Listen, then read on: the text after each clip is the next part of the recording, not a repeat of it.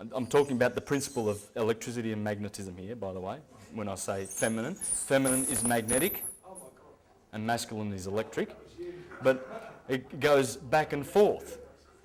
So that day is powerful for that reason. It's very powerful, just switches all your circuitry around. It's the middle of that. 11 is a handover date from one of the deacons, right? In astrology, I'll just do this quickly and then we'll get stuck into it. You've got your 12 signs, right? You've got your 12 signs, but they're not in line with the months. For instance, you've got March the 21st over here for Aries, March the 21st, right? That's when Aries begins, but April starts over here, April the 1st. So that's the first decan, the first 10 days of Aries. Then from the 1st of April to the 10th, you've got the second decan of Aries. Then from the 10th to the 20th, you have the third decan. That is a handover date of the energy. The single digit numbers, this decan, the middle decan, is the one that is uncontaminated from the energy of the cusp, the neighbouring sign. Right? They're the pure ones. 1 to 10, they are the pure ones.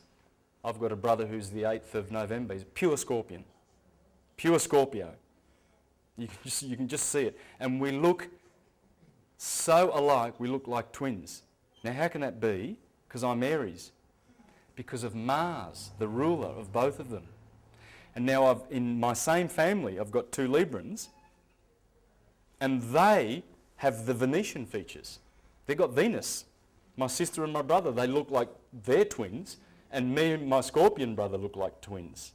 If you look in your family and you look at your brothers, what sign they are, you will see that they have the trait of that sign. I'll explain that because it's very important. But these are the pure ones, and the 11th is the handover into the next decan, which has contamination from the neighbouring sign.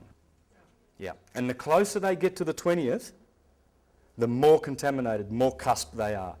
And believe you me, it's very strong numbers if you're born on 19th, 20th, 21st or 22nd. Very powerful. All right, let's go. Yes, I do.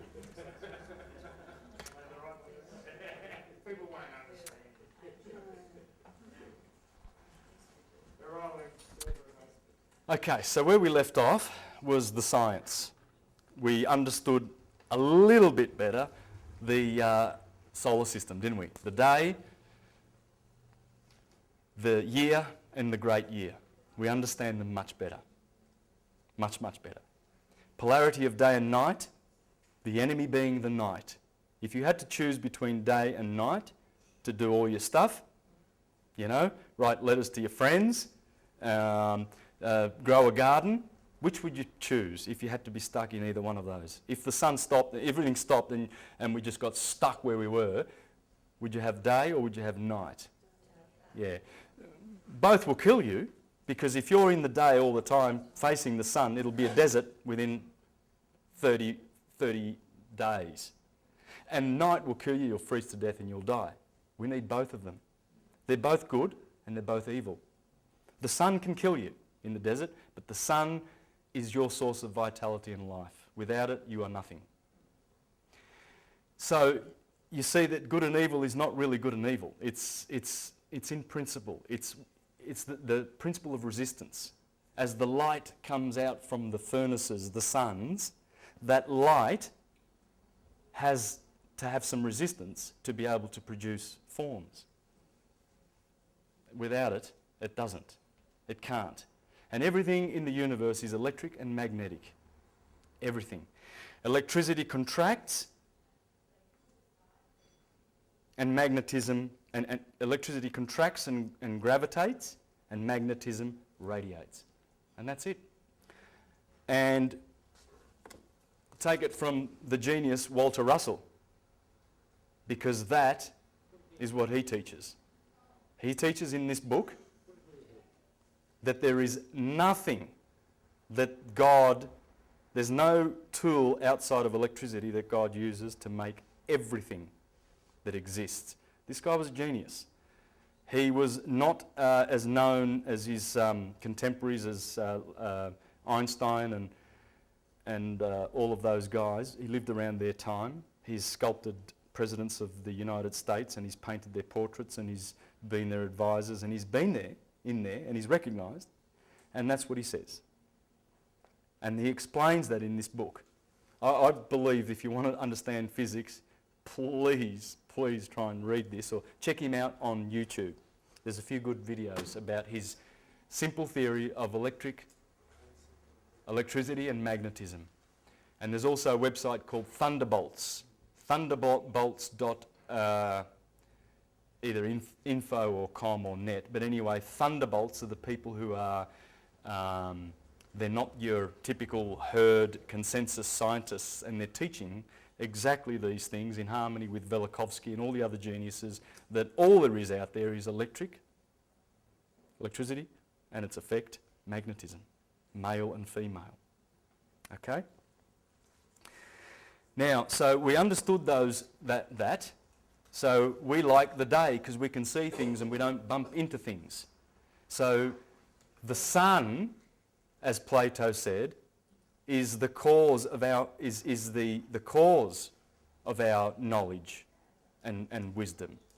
Because without it we can't see the things that give us the objects and the nature. The nature shows itself in a nakedness when the sun comes up and we can see it. We can see how flowers are and birds and all the symbiotic relationships and cycles that are out there. Beautiful forms, flowers and flora and fauna. And so it's a teacher. Now, and it's the teacher of the sense of the sight. It's the ruler of the eyes. The ruler of the ears is Saturn. That's why you have earrings, because Saturn has rings. And Saturn is the god of law. And so you're instructed to put those earrings on your ears and to listen to the law of Saturn, because Saturn is the king of the whole system. He takes 30 years to go around the sun, then Jupiter's 12 years, then Mars is about 2, then you place the sun in the middle here with 365 days. And this is the Ptolemaic order, by the way: Saturn, Jupiter, Mars, Sun, Venus, Mercury, Moon. Venus takes 225 days, Mercury's 88 days, and the Moon is, we'd give it a number of 28 days. So Saturn rules. You put those earrings on and listen to the law of Saturn. It's the best law, and that's why they use the Latin language in court, because it's the language of Saturn. And if you read the Aeneid of Virgil, the famous words where he says, "You Latin people, we know, we Latins, that we are the children of Saturn." Saturn is Latin. And that's why law is in Latin. And those earrings are on the ear. And I'll show you how later how the sun rules the eyes, and his twin brother, the evil Satan, rules the ears. Through one you see and through one you hear. Because they are the two senses that you will always want to keep. If you were asked which senses would you like to, if you had to lose 4, which one would you keep? What would you say? Sight. Yeah? Second? Hearing. Actually, that's sort of at the front. In that, with your ears, you can actually see around corners. Yes. Or into other rooms. Yes. Well, this is the point. What we see is only a very, very, very thin slither of the spectrum. Yeah, between you being and Hearing is the same, but you can actually see with your ears. correct. And you can hear also with your sight. You can flip them over. So, but you're beginning to understand the two religions that are out there: philosophy fighting against theology. The 5 senses. These senses are fighting for our attention. The sun gives us that thin slither, but then there's all that ultraviolet and all that ultraviolet and infra meaning below, and hello, does that not harmonise with our chakras? See, ultraviolet, gamma rays, very fast and very slow, fearful waves down here, your radio. Isn't it? Radio and microwaves and all those yeah? And then the high ones, what have you got up here? You've got ultraviolet. Can anyone help me? Gamma rays. X-rays are there, right? So this sun is the lucent one. His true name is Lucifer, because he deceives you with the eyes, and believe me, it's a deception what you see. It's all a deception. It's Maya. It's an illusion. It's real. Yes. It's real because our minds tell us it's real. And we have this light and darkness, up and down, black and white, good and evil. And it's all a theatre. Because it's in our mind. It's not in God's mind. There's no evil. So you begin to see, when you're dealing with the lower mind and the chakras below, then they want to keep you down there. They want to keep you down there. Power, sex, and survival. They don't want to get you into the heart chakra. Their doctrines will keep you down. You will not ascend, you will not be saved if you go to church. And the reason they do that is because they're using, it's a trick. Lucifer works only here. Saturn works out here, his twin brother, hearing. Which is better? The religion of seeing or the religion of hearing? It is. It is. It's the feminine. Because it's Saturn. And Saturn is magnetic. It's feminine. All the planets are. Any magnetic body is feminine. And the sun being electric impregnates its particles. It's the impregnator. Just like when you put electricity into a rock or a magnetic energy and you magnetize it, that polarity of the current that you've put into that rock stays forever. Can you use a black text? Oh yes, I can. Sorry, you did say that before. Now, and these are the two churches. This is, and that's the soul, the Christians, Christ. By the way, the sun is lucent, Lucifer. It's Lucy in the sky with diamonds, the stars. It's Lucy. That's Lucy. But this is the deceiver. Lucifer is a deceiver. And Saturn, the god of hearing, will teach you about the sixth sense and the intuition. It's the feminine, right brain. And they've been at war forever. Cain and Abel, Horus and Set. And you're going to see how that works. It's beautiful how this works. Absolutely beautiful. Now, the only other thing I want to do, I'm sorry, I've been stuck on the science here, and it's sort of more boring because the next part's the best stuff, really. But I just want to do this before I go on, because I know I've just introduced to a lot of you about the Platonic solids. So I know that I'm going to have to do a little bit more work here before we go into it, all right? This is physics. It's not hocus pocus. This is physics. When you talk about fire, earth, well, what's your sign? Are you a fire sign? And people listening in get horrified because don't talk about this devilish stuff, astrology. This is disgusting. Don't contaminate me. It's science. It's pure science. Fire, air, earth and water correspond. I mean, I'd rather work with this than that, because this, I've put them, my niece was supposed to have a big A1 of these for me. And she failed. She rang this morning, she said, office works are closed, sorry. But she was supposed to have a big one because I knew I'd have this problem. But let me use this. There it is again. Ether. Below ether is fire or suns. All the suns and the stars that you see. And from those stars come forth everything in the material world, using either gas, liquid or solid forms. Because that's the only thing that atoms do. Atoms are God. That's what God is. God is atum, atoms. He's not over there, you know. He's not detached and apart from the nature. Outside of it, he's not. It's all of it. That's really not correct to have male there. It should be, it's hermaphrodite. Yeah, it has to be neutral. It's neutral.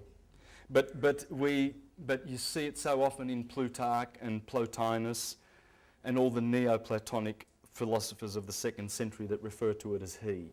It's this problem that we have from the Greek language that has 3 genders and stuff like that. But they don't teach that it is male or female, how we see it. It's the principle of electricity and magnetism. This is the 2 male and female polarities of everything in existence. Everything. Yeah, it's not sexual. No. And yet again it is, really. Like It's a whole, as Walter Russell says, that beautiful everything that goes on that is electromagnetic is God having sex. It's sex. Now,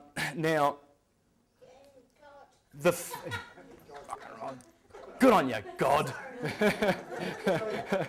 you said about the atom before, Yes.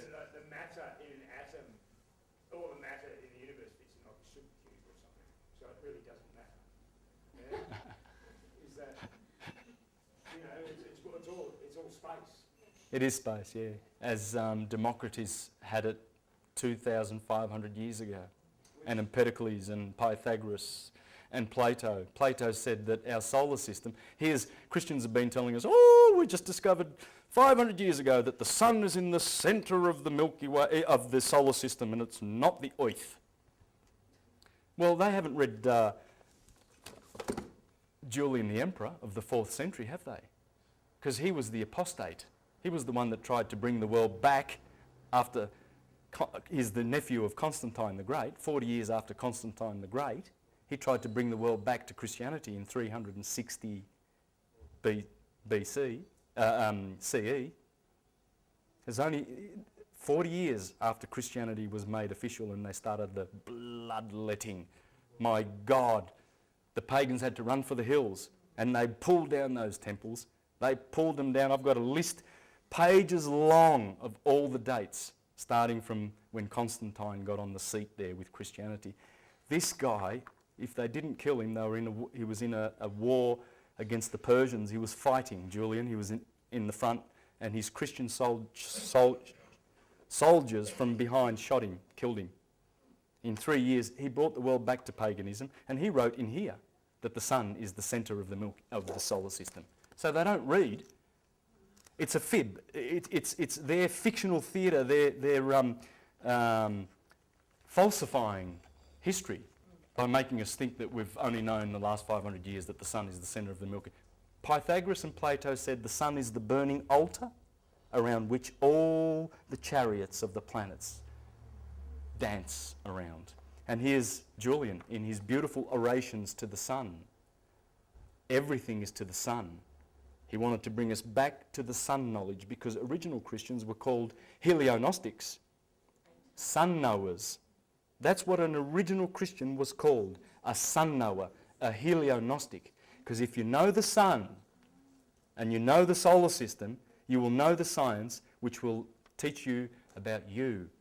Man, know thyself, and you'll know all its gods and its universe. Here we have Julian. He says, as for the planets, it is manifest that dancing, as it were, round the sun, their motions, you know, I'm emphasising this because how many people like to tell you that? How many priests carry that next to their Bibles when they're in church saying, hey guys, we've always known that the sun is the centre of the Milky Way, of the solar system. We've always known it. And it was only the fools, the the literalist Christians that changed it around and said, no, it's the Earth, because they didn't understand that the order of Saturn, Jupiter and Mars is the order of their orbits. So the one who has 30 years, Saturn, he's the ruler, he's the king, right?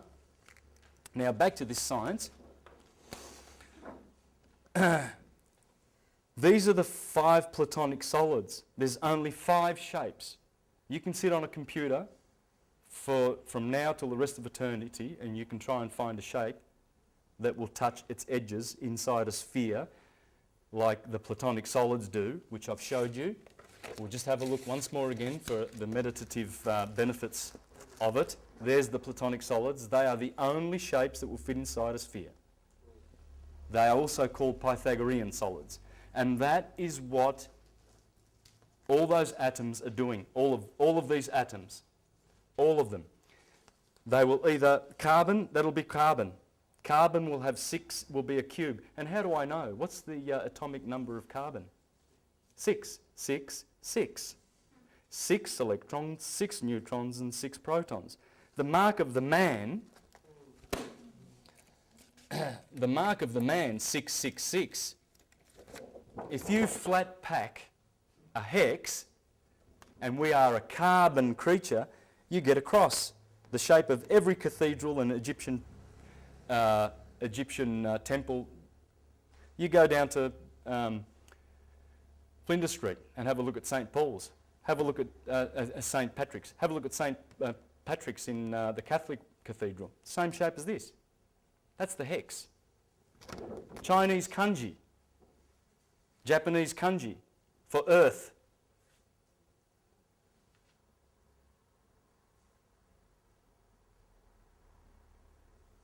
Have you seen it?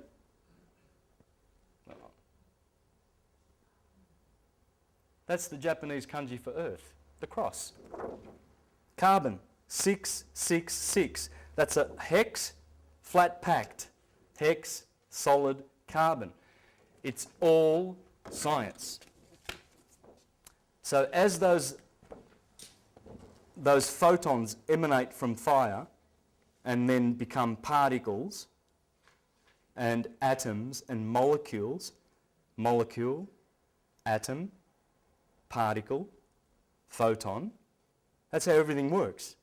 That's how the world of effects appears. Those beautiful photons dripping down and becoming more gross as they go down, just like a distillery. So when we come down, as Plato said, our bodies made of earth and water, we are 75% water, but the bones and the solid part of our body is what we call earth.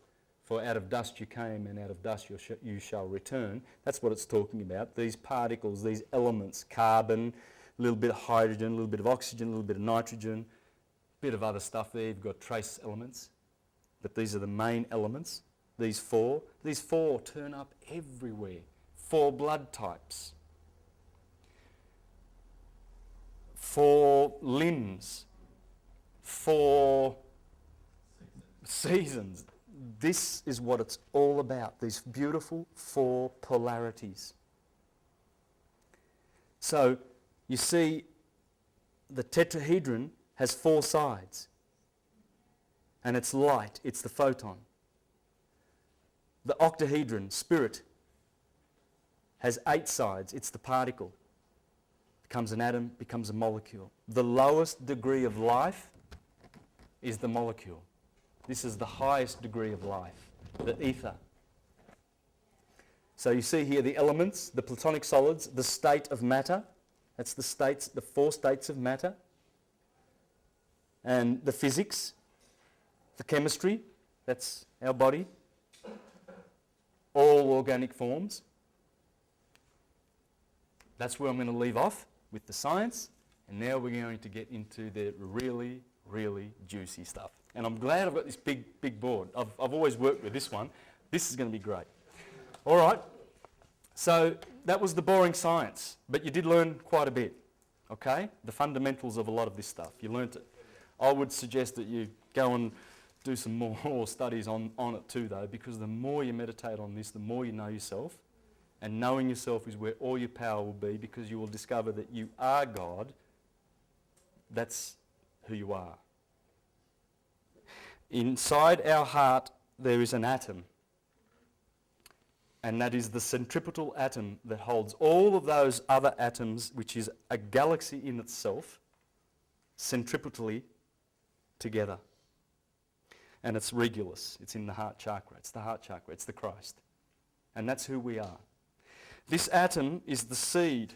We are the seed. We are in the middle kingdom. Here is the ether, and here is the molecule and the mineral, which goes up to the plant kingdom, then the animal kingdom, then the man. Man is in the middle. He's at the equator. And that's what they said. He's in the middle kingdom. And if you make it to this kingdom, and you're an animal, and you look down, you can see animals that are coming through like dogs. Have you seen have you got a pet dog or a cat? How smart they are and how intelligent, and they want to be like us. My dog just wants to be a human. She's amazing, amazing. Because they're looking up, and we are gods to them. And these are gods to these, and these are gods. The mineral is the lowest, the mineral kingdom, the 4 kingdoms. We're in the middle. This is a seed of a star.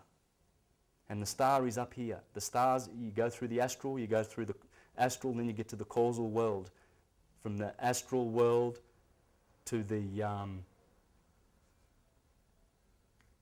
how do the Hindus call it? But anyway, our 7 chakras are in here. Our 7 chakras are in here. Then there are chakras above, and this is hopefully how our soul, when we lose our bodies, our molecules, because that's what it is. Plato said that the earth is, the body that we have is called a soma, and the tomb that we go to is the sema. And he said it's the same word. We come from a womb and we go to a tomb. Same word.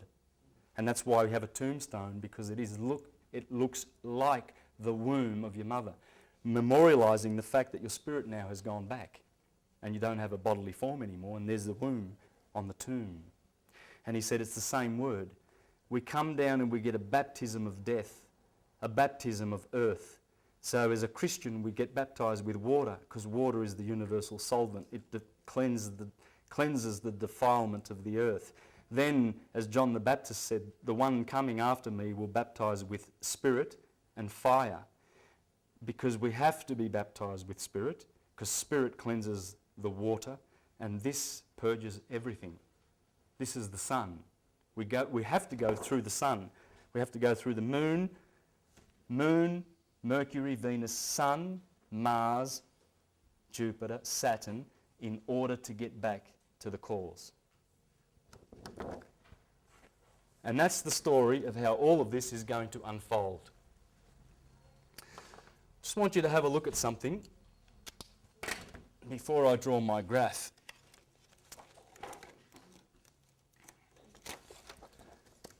Here is an ancient map.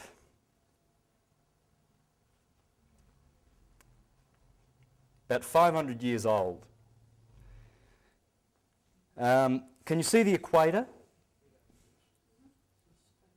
You can straight through the middle, and then you can see a sine wave. Can you see the sine wave? Now, if you had your binoculars here today, you would see Aries over here, the little sign of the horns, just like the McDonald's you see down the road. You see the McDonald's? That's not an M for McDonald's. That's the horns of the ram. It's the symbol of Aries. And all of the symbols, BP, Shell Oil, I'll show you in a minute. They are all the sun, and they are all the heroes up above. It's the stars. And as we get to know them, we'll get to know. It will be the beginning of understanding everything, because it all focuses on the knowledge of the 7 planets. Aries, that's the 21st of March. That's when everything begins. That's the start of the year. The Jews begin their year on the 21st of March. Aries, the Passover time. Nisan 14, they celebrate the Passover. I wonder why. Would it be because the sun has just passed over from the southern hemisphere of winter, and it's passed over the equator? and then the Christians run along and celebrate Easter and the marriage of the lamb, Aries, because the Passover always happens in Aries. When the sun passes over out of out of Egypt, the Red Sea, because when the sun goes through September, the scales of Libra, at the equinox, when the sine wave flips over from electricity to magnetism, when it goes through Libra and we go into the southern hemisphere, the trees that were green from the photosynthesis all of a sudden turn red. And so it's the Israelites going through the Red Sea. And you must come up out of the Red Sea in order to go into the promised land. As you're going to see in the fairy tales and in every storybook ever. It's the story of the son, the hero, and as he climbs the holy mountain of God and reaches the 21st of June, Jerusalem, he rides in on 2 donkeys in procession. Why? Because the donkeys are in the sign of Gemini.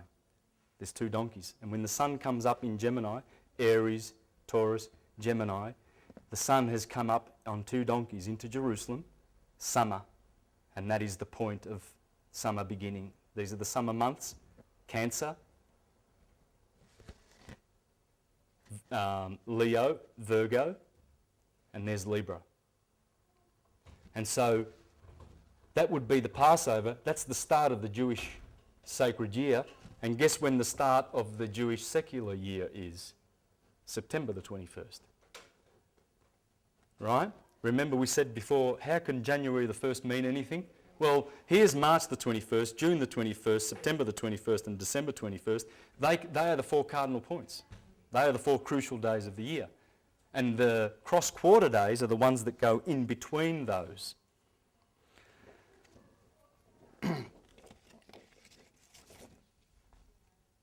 There it is there. 12 sections. That's the sky. And that's the path of the zodiac. And guess what?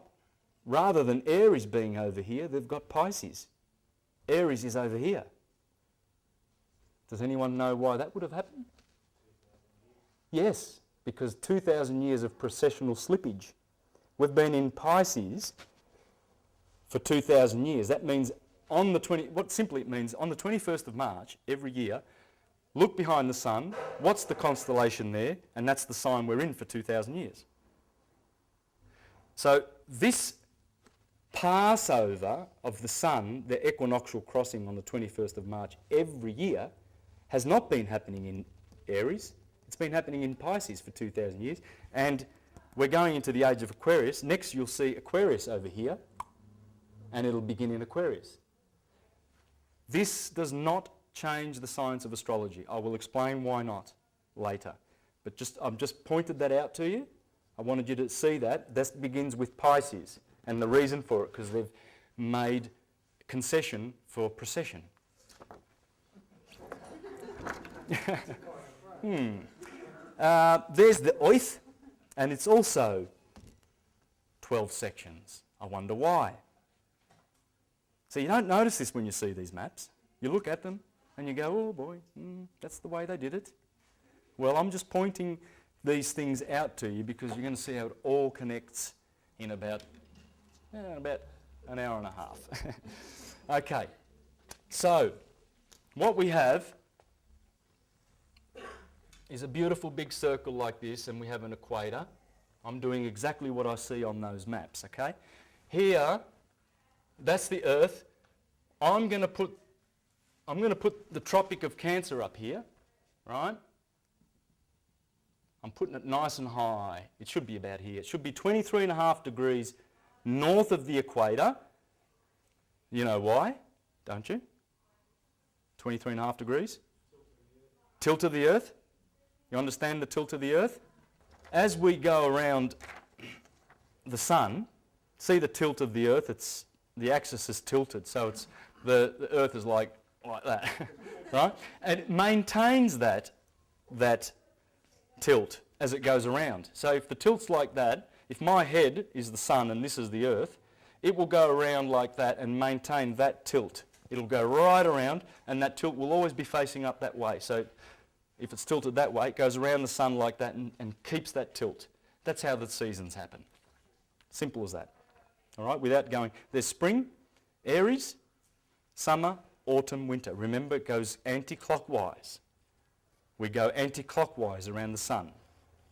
So there's the equal days, and that's the shortest and the longest.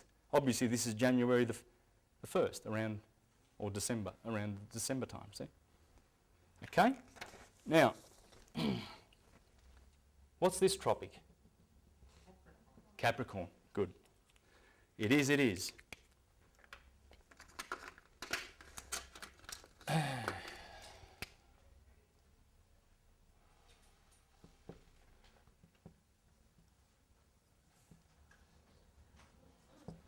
Beautiful.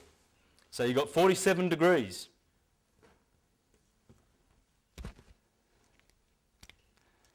Now that sine wave. Let's follow the sine wave. This is the sine wave that happens from March the 21st to March the 21st is the sine wave.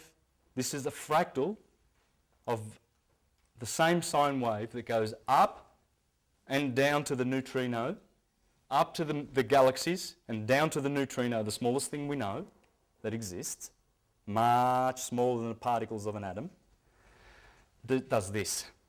All of it does this. Electric, magnetic, positive, negative, male, female, good, evil. That's why they get this thing that the female is evil. It's not evil. It's just the opposite of this. But this one gets the designation of evil because of its association with winter and the night. The feminine energy has that association. It's magnetic. That's all it is. It must be there, just like the male energy must be there. They both are there. In this world, sub-ether, the world of effects. Not here. Sorry? And evil and light are just opposites? Well, exactly. Up here, you get to live. The opposite of live is evil. That's the devil. And the good is the God. Okay? That's the story of Jesus' kingdom and Satan's kingdom. Satan rules down here, Saturn, in Capricorn and Aquarius. He's the ruler of both of those. Jesus is the ruler of, the Sun is the ruler of Leo, because Leo is there. Now watch this. This is the amazing story that comes out of this. This is the story of all the myths, every single one of them.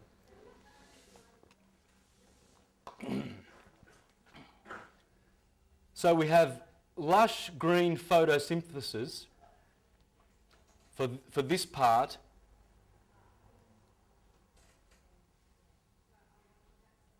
For this part, the summer part, there's spring, there's summer. Good. Oh, they're great. You can eat, you can grow things, because longer days, shorter nights, longer nights, shorter days. This guy is the bad equinox because he introduces you down and sends you down into hell. That's hell, that's heaven. Summer is heaven, winter is hell. How do I know that? Well, because you need to know your Latin. Winter, in Latin, is inverno. Hell, just take away that V and replace it for a sound that is very, very similar. Inferno. Okay, hell is cold. That's hell. That's Tartarus. That's the pit. That's where Osiris rules. That's where Satan rules. Good planets rule up here. The sun and the moon. Cancer. The moon. Jesus and Mary Magdalene. Ruling in the kingdom of heaven. Abraham and Sarah in the promised land. This is the promised land flowing with milk and honey. The Milky Way runs between Taurus and Gemini. That's the milk. In Cancer, there's an asterism called the beehive. That's the honey. So when the sun is in these months from March to September, it is in the promised land, in the land of honey. So when they see Aries coming up in the east, they go, thank God, because the Passover is happening in the sign of the Lamb. And on Nisan the 14, on the full moon, it's the marriage of the moon opposite the sun. The full moon in all her glory, Isis, being impregnated by the sun on the Nisan 14 when the Passover. And they celebrate it and they say, we are going into the promised land, the land flowing with milk and honey, and where you can grow and harvest in Virgo. These signs tell you about the agricultural year. They tell you about the gospel in the sky. They tell you what weather you're going to have below, what season it is. Why do you think Scorpio and Sagittarius and Libra are here? Libra judges the sun. Scorpio is the backbiter, November, winter. Sagittarius inflicts further punishment on the sun because the arrow of the centaur is pointing to December, the 21st, the solstice, the shortest day of the year. The last day of Sagittarius is the 21st of December. The fall, autumn, the fall. That's why it's the fall, because the sun falls in these months. They know these signs in the Northern Hemisphere. When they see the sun coming up behind Scorpio, it's the backbiter. He backbites the sun. He waits for him to be judged in the scales. Bang, November. You're dead. Middle day, Halloween. The cross-quarter days. Equinox, solstice. Equinox, solstice. Longest day of the year, shortest day of the year. Equal days. 12 hours of light, 12 hours of night. Well, equinox means just that. Equi, equal, nox is night. So night and day, basically. And there's only 2 of those days. Funny how the ancients knew about those days. How did they know that that day was the day when the sun splits? Did they have watches that, clocks like, bang, that's it. That's it. It's got to be today. Who was checking this stuff? How did they know? This science has come down to us from the golden age of 12,000 years ago when Egypt was teaching true Christianity. Christ is the sun. Jesus is the sun. Amen is the sun. Satan is the sun. And I'll show you that in a minute. Now you see, remember, this also represents the day and this represents the night. So we put 6 o'clock over here, 12 o'clock over here, 6 o'clock over here, and 12 o'clock midnight over here.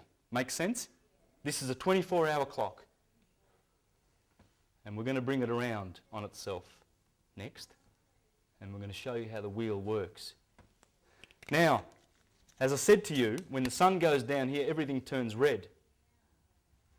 So these 6 signs here of Libra, Scorpio, Sagittarius, Capricorn, Aquarius and Pisces are the 6 bad months. These are the good months. These correspond to the Jewish menorah.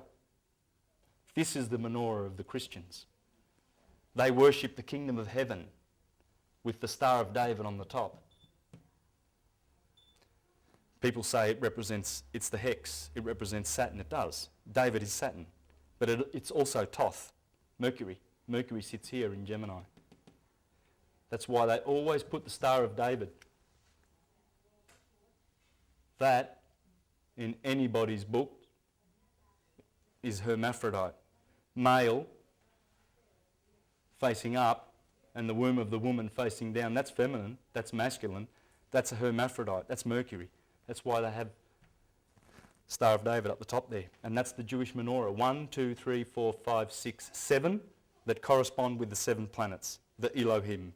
The Elohim in Genesis chapter 1 say, let us make man in our image. Why do they make man in our image? Remember the the patterns I showed you that they make in the heavens? Remember? Well, all those patterns are Fibonacci patterns. Now, my name's Bonacci, so Fibonacci, if you know who that is, that's 800 years ago. Leonardo Bonacci gave us his numbers, which is 1, 2, 3, 5, 8, 13, and so on, right? 1 plus 1 equals 2. 1 and 2 is 3. 2 and 3 is 5. 3 and 5, 8. 8 and 5, 13. You follow me? Right? They grow at 1.618. That's what you call phi. You know, you've got pi, which is 3.141. Well, this is phi. This is the other transcendental number. There's two transcendental numbers. They never zero out. You got this number goes forever, just like pi goes forever. They're not from this dimension. They're transcendental numbers, right? That's the golden mean. The human body's geometry is back. Yes, my belly button. 1.618. Why? Because everything in the solar system is creating those little circles and forms to basically inflict a pattern of 1.618 on this Earth. Therefore, everything has those proportions. There it is. And pine cone, DNA. The DNA, 21 angstroms across the short wave and 34 the long wave. Well, that's just Fibonacci numbers, because 22, 8 and 13 is 21, and the next number's 34. Well, that's what the DNA, I just read the angstroms of the DNA. So the DNA are doing this spiral. This is not a spiral, by the way. It's a helix. It's not two-dimensional. It's three-dimensional. It's going around like this sine wave. It's spiral. It's like a torus, like the energy flowing through our bodies. Got this torus field, okay? Leonardo da Vinci knew about it. The Mona Lisa. The Creator knew about it because our eyes, our face, all the positions of the organs and whatnot on the face and everything have Fibonacci harmonics ratios. There's the Milky Way galaxy. The galaxies are doing it. Spiraling out with a Fibonacci number, with a Fibonacci spiral. It's everywhere. As I said, the neutrinos doing it. There's the apple, the pentagram in the apple. There it is there. That's 1.618. It's everywhere in nature. Fibonacci. There's the spiral of the Fibonacci spiral. And there's the cross that, remember that cross I showed you? Our furniture is made by Fibonacci, the best furniture. The Renaissance furniture of Italy, all Fibonacci. All the artists were using Fibonacci proportions. Where did they get it from? Pyramids. Pyramids is all phi. It's all phi. All of it. There it is there. 2, 3, 2, 3, 5, 5, 8, 8. Count all the keys, 13. Petruvian Man. Photographers know where to place their objects with the Fibonacci spiral to get a perfect photo. There is a woman in the ocean flicking her hair back, and they've superimposed the Fibonacci grid over the top of that. And guess what? Perfect Fibonacci. Flick back of the hair and the spiral fits right over the top of that. Plants are doing it. There's your DNA. Okay. Stock market, yes. You're going to see some interesting stuff about the stock market here, man. Why they crash the stock market always here when Libra hands over to Scorpio. The 19th of October, 2 stock market crashes happened here and one happened 4 days later on the 25th of October. The 3 stock market crashes of history, the biggest ones, 29, 2007 and 87. Right there. Right? Osama bin Laden dead day. May the 1st. May the 1st is when the Illuminati was founded. It's when Hitler was announced to have been killed. Osama bin Laden now on that particular day. We had the royal wedding. We had the beatification of Pope John Paul. And people don't realise that. Why would you beatify the Pope within, is it 3 years he died? That's impossible. It's got to be centuries. Usually the Catholic Church takes hundreds of years to beatify, which is, I think beatification is the next step to sainthood. Is it? Okay. This guy, they rushed it in and quickly tell everybody about Osama bin Laden and have a royal wedding because we're going to beatify him. There's a lot of stuff going on. Now, I haven't begun with that because I'm going to do that later. But see this spiral? This is when the naughty stuff happens. This is when the good stuff happens. This is summer. This is winter. This is day. This is night. All right? 6 in the morning. Now, when you know these two wheels, that this represents the day and this represents the year, okay? When you understand that, you only need one more thing and you are a complete astrologer. 8 minutes. Because, as I said, that is a fractal of everything. When you superimpose the man here, notice the head of the man in Aries. There's Aries. Taurus is pointing to here. Gemini is pointing to the arms. When you put the man there, and the man in the sky is Adam. Adam Kadmon in Jewish Kabbalah. Adam Kadmon is this man here, Aries, the arms, the chest, the heart, the belly. Virgo is the belly. That's why you got any Virgos here. You probably noticed they have a nice little pot belly. My father's a Virgo and he's got his pot belly. He's always had this belly. We'd always laugh at him. Well, it turns out, he's a Virgo. You're a muscly Virgo. But no, that's it. Arians have got prominent heads, hence my buffhead. but they do. Taurians have got thick necks. I've picked Taurians by their neck. In fact, once I couldn't, I didn't guess this Taurian, and he said, I'm the one with the thick neck. And I said, oh, okay, that's Taurus. Now, how did he know to say that? He doesn't know this. He didn't know this, I know that. But he said, we have the thick necks. You see how things are getting around? Expressions? I'm a Sagittarius and I've got thunder thighs, so... Yes. Have a look at your Sagittarian friends. They've got the males, they've got these big thighs. Have a look at Geminis, their long arms, or the way they move their arms. It's amazing. Their arms are like air.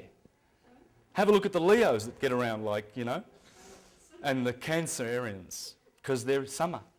It's hot. No, this is how it works. Arians are the babies of the zodiac. Why are they the babies? Well, the sun is a baby here. He's a little boy. And he's climbing because he has to climb the mountain to get to his enthronement. And the enthronement is always here on the summer solstice because that's when the sun is the biggest. Just like his bride, the bride, Mary Magdalene. New moon, full moon. That's the glory of the moon. That's the bleeding of the moon. In the menstruation cycle, that's where the bleeding happens. New moon. That's your cycle, ladies. It takes 14 days for the egg to mature. And if it's fertilised at this point, you'll have a son or child. 270 days later. Otherwise, 14 days later, it'll bleed. That's the new moon. You can't see it because it's in between you and the sun, so you can't see the new moon. But you can see that one because that is always opposite the sun, the full moon, always. When the sun is setting in the west, then you'll see the full moon coming up in the east. They have to be. So the sun's enthronement is here, Ra. Horus, Ra, Set. Well, interesting. The war of Horus and Set. Cain and Abel. Jacob and Esau. All the twins in the Bible. Jesus and Satan. Satan rules Capricorn. Satan kills Jesus because Jesus This is cardinal fire. This is fixed fire where the sun lives. The sun rules Leo. And this is mutable fire, Sagittarius. So the fire cycle, of which there is none in this quadrant here, is killed by Saturn. He is the killer on the 21st of December, which is Saint Tammuz Day, and Tammuz is Osiris, and Osiris is Saturn, the brother of Jesus, the son, who kills him. See how it works? It's amazing. It's scary to think that they've literalized this story. It's pure poetry of the heavens. So, you see we have March the 21st here, we have June the 21st, Prince William's birthday, December the 21st and September the 21st.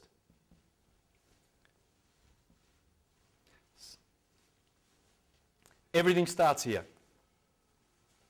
Everything. Remember, it's the head. It's where the fractal begins. It all starts with cardinal fire, because cardinal fire is the first part of the fire. Cardinal is the beginning signs. They are the door openers.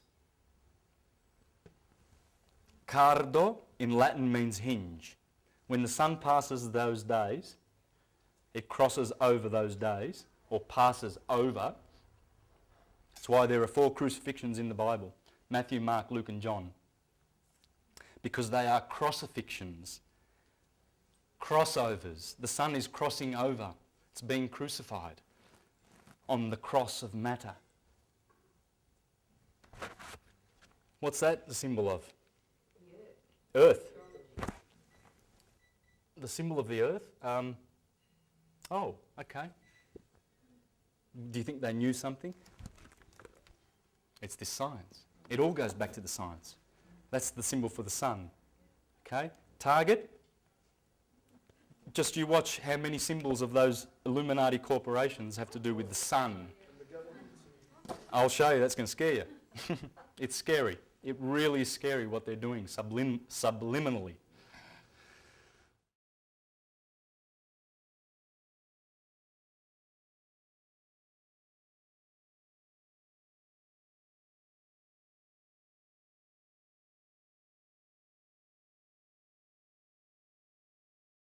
What I've done here is I've basically made that bigger, that graph that we had in the first one, right? There's the Tropic of Cancer, and there's the Tropic of Capricorn, okay? And there's the equator, really. You can just extend it. You understand what I've done? So there's your summer, and there's your winter, your good and your evil.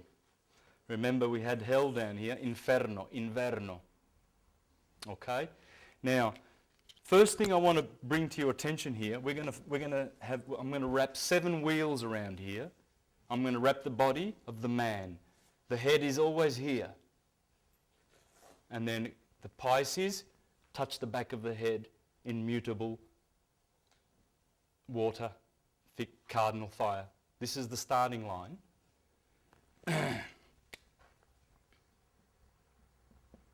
And I'll show you why.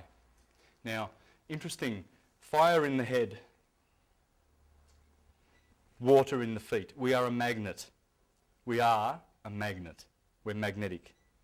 And we've obviously, the fire must connect to the air, the fire in the head of Aries, to the air above the head, as the philosophers say, and the water in Pisces is always connecting to the earth. That's the magnetic polarization, okay? That's how you've got to see. So I'm going to wrap the body around here, and I'm going to show you how all the stars, Taurus has always got its 3 other constellations. Orion is in here. Orion, the famous Orion, the Lamb of God that fights with the dragon. There's a red star in Scorpion, that's the dragon. Every opposition, that's Herod and John the Baptist, that's the Lamb, and that's the fiery dragon, the 4 fixed points. Check these oppositions. There's a reason they're there. All right? There's a reason why Libra is the opposite of Aries. They both have to do with equinoxes, and you'll see why. There's a reason why Cancer has a unicorn in it, opposite to the Capricorn. The corns that are there, the unicorn, which is also the Cancer, the crab, and the scarab, the beetle, is also here. Just like here we have the eagle and the serpent and the scorpion, here we have 3 animals also in these 2 signs. One of them is the unicorn opposite the Capricorn, because these are the corns, the solstices, right? Now, Orion is here. What you're going to notice as we go through the body is all those stars correspond with the stars in your body. So it's all the same thing. Are they deacons? No, they're not the deacons, but everyone has, for instance, in Gemini, you've got Canis Minor and Canis Major belong to this sector. Here in Aries, I think you've got Perseus is in here. Perseus is one of the stars, but there's the 36 outer constellations, right, along with the constellations of the zodiac. There was 36 of them, so you need to know those ones too. You don't need to know them, but as you learn, you realise Orion is in there. It's important to know that Orion is in, and you'll see why later, okay? But I'm going to wrap the body around here. In a minute, we're going to do the agricultural year, and we're going to see if those signs, we're going to pay attention and see if any of those signs happen to correspond with the planets, with the seasons below. I wonder why the bull is there in April. Let's see if we can work this out.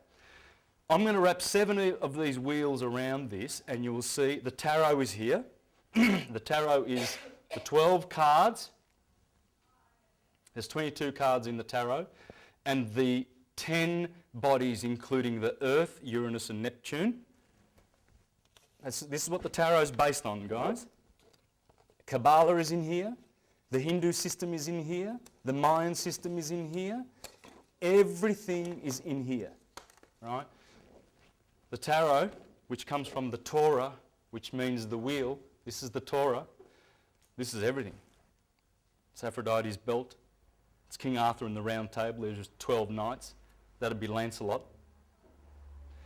Or the guy with the spear. Sagittarius would be Lancelot. This is the Mazzaroth of the Bible. This is Jesus going through the circuit of Galilee, because when you look in your Strong's Concordance and you check Galilee, it tells you it's the circuit of the Mazzaroth, the circuit of the zodiac. So it's telling you. It's there. They can't hide it. And it's getting exposed more and more by the day. Anyway, the tarot, those 12, 1, 2, 3, 4, 5 with the moon, 6, 7, 8, 9, 10, make 22 cards. That's what the tarot is based on. Everything is based on the heroes of our solar system. Everything. And the 12 helpers. Let's have a look at how that happens. Right, what I've got is, I've got the astronomer to Caesar, the astronomer to Napoleon Bonaparte, Bonacci, 200 years ago. And this is the agricultural year, how they saw it, and they've always seen it like this. Aries, the wool of the lamb is the springtime, the blossom of the trees. Taurus is the bull that tells you to take your bull out and put a plough behind it and plough now and plant now in the fixed earth. Because the Son, Jesus, is going to turn water into wine. This is the wine season. Ask any Greek or Italian. September. Wine season, Virgo's the bread. The bread and the wine, the symbols of Christianity. The bread and the fish, which is the 2,000 years which we have come from. This is the last 2,000 years of history. We are now entering the age of Aquarius. We are right here at the threshold of the age of Aquarius. Before that, here's Rome, ancient Rome. Before that was the age of Aries. Mars rules Aries. Jupiter's been ruling Pisces. Jupiter has been ruling over mutable water, and we've been getting baptised in water for 2,000 years because this is the baptism that we are having. The race has been baptised in water for 2,000 years. Jupiterian, Piscean, mutable water. We are going into spirit next. We're jumping up from water to spirit in Aquarius. Okay? Now keep that in mind later because that's another one of the wheels that I'm going to do. Gemini, the twins. Twin sheep, twin goats. Look around, it's spring. It's reproduction. This is the symbol of reproduction. These symbols symbolise the springtime. The golden age, silver, bronze, iron. Cancer, the backward moving, the sideways moving animal. Right? When the sun reaches June the 21st, that solstice, that golden day, the longest day of the year. When it reaches, it is enthroned in its kingdom. It's Ra. Remember the moon, new moon, and she climbs. And she comes to quarter. The sun, we celebrate the Passover of the Lamb here. The Israelites who have come out of the Red Sea, because this is red, remember? Everything is red here. And if you remember our little friend here, and you remember that the head of the man is over there in Aries, and you go down like this with the chakra system, you'll find that Scorpio, the red, you see that orange, that's Scorpio here, or thereabouts, probably there. It starts turning orange here and red. There's a reason for it. Up there is as below. Our Father in heavens, hallowed be thy name, thy kingdom come. Thy will be done here on earth as it is in heaven. What does that mean? Well, it means as above, so below. And it is. We are walking, our 12 tribes of Israel, Aries, all the way down to Pisces. And by the way, that's the Jewish tribe, because that's the lion, Leo, of the tribe of Judah. That's Leo. Now, as we are walking through this world, we are the 12 tribes of Israel. And we are walking through the Red Sea, which is our blood. And scientists know that in a laboratory, there is no difference between our blood and seawater, chemically. That's a fact. Well, that's the Red Sea and the 12 Israelites. They are in your body, the 12 tribes of Israel, and they are in this room. I'm an Aryan. I'm of one of the tribes. I am cardinal fire. That's how my character is. The Son has given me those attributes because I was born here on the 24th of March, just after the Passover. And so I get cardinal fire. I get a male, this is male, this is female, this is male. I get an electric polarity, which means all you people who have these signs, male signs of fire and air, fire and air, fire and air, all those signs are male. If any of you females there are in those signs, you are electrically polarised. You're not magnetically polarised, which means you'll be less receptive to other people's ideas. Whereas the magnetic people, like your Cancers and your Scorpios, they easily absorb other people's ideas because they're magnetic and their polarisation is to receive. So knowing that, how easy it would be if we knew that about our children at kindergarten, we would know we'll put all the electrics over there and all the magnetics over there and teach them differently. But they don't want to do that, do they? They just want to tell them how to learn how to buy stuff and get a job. Boy, that's a noble concept. And that's all they teach children. Consume. Let's create a consumer society, shall we? And just all we do is just consume things. That's what we've got. It's sick. It's really sick. Very, very. We have to turn our backs on it. You even have to use credit to use it. Yes. So we go through this and we see that the crab is there because the crab is a sideways walking creature and it must descend. The goat likes to climb mountains. That's why the goat's there. I'm not making this up. I'm going to read this from various sources. Hopefully I have the time. So I'd love to be able to read this from the books where I got all this. Because none of this is my opinion. None of this is any of my ideas. You have to read a lot.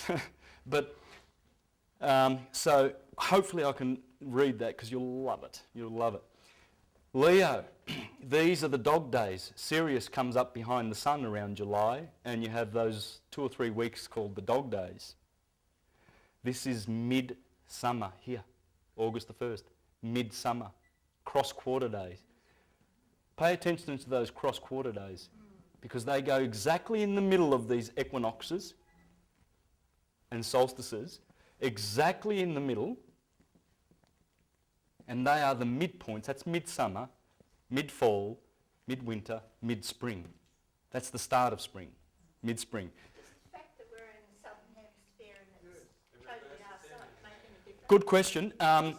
The point is, people, no, it doesn't change this at all because the pulse, remember that sine wave that goes through your body? I showed you the serpent going through Libra, the kidneys, and then at the feet, magnetic feet. That's going through you every hour, every minute, every microsecond, and every year of your life in fractals. It's always happening. Well, it's happening in our solar system, and it starts at March the 21st. For the northern hemisphere and the southern hemisphere. Regardless, it's the position when Aries happens here, that's March the 21st, the spring equinox, that's the solstice. It goes anti-clockwise, remember, our Earth. It maintains that tilt and gives us the 4 seasons. These are the cardinal points of the 4 seasons, but in the middle of them is the middle of the season. So that's why you see fixed fire here. Of course you're going to have fixed fire over here. You can't have fixed fire over there, it's winter. You see how it's based on science? The sun rules Leo. He's the boy of hot. Opposite him is Saturn's kingdom, Aquarius, the boy of cold. Satan, Jesus. He rules the underworld. He is Neptune, Saturn. He is Osiris, the god of the underworld. Horus is the guy of the horizon. Horus is the guy of the horizon. Horus. Ra is up here because that's when the sun radiates the most. The rays of the sun are so powerful in summer. This is when Hercules mounts his throne, when Achilles comes back to get his throne. This is when Jesus enters Jerusalem on the 2 donkeys, Asinellus Borealis and Asinellus Australis. The 2 twin donkeys, that's why you read the Gospels and you hear about Jesus riding into Jerusalem on 2 donkeys. How do you do that? Wait, hang on, wait. Slow down. Because look, as the sun strolls in, this is a procession. This is Jesus, and they've got the palms in their hands, Palm Sunday, and all these, because the sun is coming to be enthroned. But then the sun must also be betrayed. And he does get betrayed by the 3 betrayers. There's no fire in this quadrant. That's even worse. This really betrayal of the sun. Why? Because in astrology, every planet has a ruling house, a detriment, a house of detriment. That's the ruling house of the sun. This is the house of its detriment. Down here, the sun suffers. It's winter. It's all based on nature. And this is astrology, people. It's based on pure nature. This will help you understand astrology. It also has its fall and exaltation. Well, now that we know about this sine wave,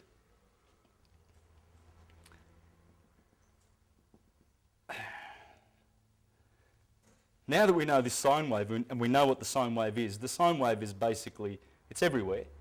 It's in the yin and yang symbol. It's in the figure 8. It's in the letter S. It's the swastika. It's the cross. It's all the religious symbols. All of them. Would it also be eternity? Yes. 8, the number of eternity, because there's no, where do you start? Where do you start, right? It comes from this. And when you understand this, and you realise that the sine wave is doing this, you will understand why the planets have all these things. If the sun rules here and its detriment is here, where would the sun's exaltation and fall be? So we've got established its ruling house, and we've established its house of detriment, because it makes sense, doesn't it? Here is midwinter, right? Where would it exalt? Does anyone know from their studying astrology? Just from your studying astrology, which is the sign of the exaltation of the sun? It's going up, you're right. Aries, thank you. This is the exaltation. This is the fall of the sun, Libra. Now, what do we know about Satan, his evil twin brother, who teaches us to listen to the church of listening instead of the church of seeing? Well, a twin brother over here, this is his ruling house, Aquarius. This is the detriment of Leo. This is the exaltation, we're talking about Saturn, sorry. This is the ruling house of Saturn, Satan, Jesus' brother, his twin brother. This is the detriment of Saturn. This is the exaltation of Saturn. This is the fall. So you see, it is science that there is an opposition in nature. It's pure science. He's the father of electricity. He is the father and the ruler and the god of magnetism. Volney. Thus the Ethiopian of Thebes named stars of inundation or Aquarius, those stars under which the Nile began to overflow. Stars of the ox or the bull, those under which they began to plough. Well, I just told you that. You can see the season, and you can see the stars are there as a sign. And guess what Genesis chapter 1 verse 12 says? And I have placed the luminaries and the stars and the sun in the sky to serve as signs and for seasons, for signs and for seasons. And then in Job, God says, can you tell forth the Mazzaroth? Do you know how to tell forth the Mazzaroth? Can you tell me? Do you know what it means when the sun is in Taurus? Because if you don't, you're a fool. Well, back then anyway. I mean, I know we've lost this now. And it's sad. But I mean, we're all hungering to learn this. I'm hungering to learn it every day. But it's our true science. As above, so below. You see the ball, you go to plough. And it's agriculturally, this is set in stone. Biologically, it's set in stone.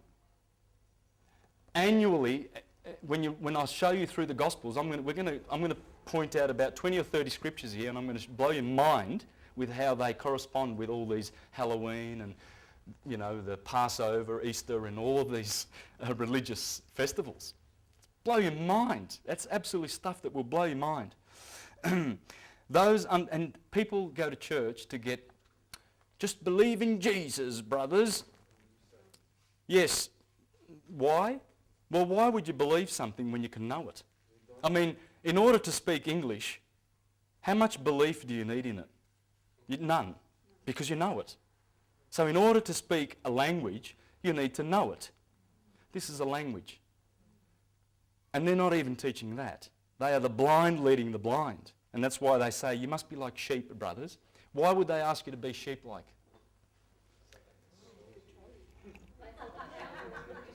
Well, you ask a Christian and it says, because sheep are humble and they follow the shepherd. But the priest knows why. Because he wants to fleece you. And he wants to pull the wool over your eyes and lead you like a lamb to the slaughter, like you said. That's why. They are the masters, but they're doing their job. They're evil because they serve the magnetic energy of Saturn, the black sun. This is the black sun. You've heard about the black sun, haven't you? It's Saturn. And this is the sun. Jesus, Lucifer. the deceiver. Why have you got Saturn instead of Uranus ruling Aquarius? Uranus also is here, and Pluto and Neptune, but they are in a different octave. This is the first octave of planets, and this is how it works. Ruling house of the sun, ruling house of the moon. And then in descending order you have Mercury, Venus, Mars, Jupiter, and then Saturn at the outer, the cold. That's the hot. He gives the most heat and love and light and life.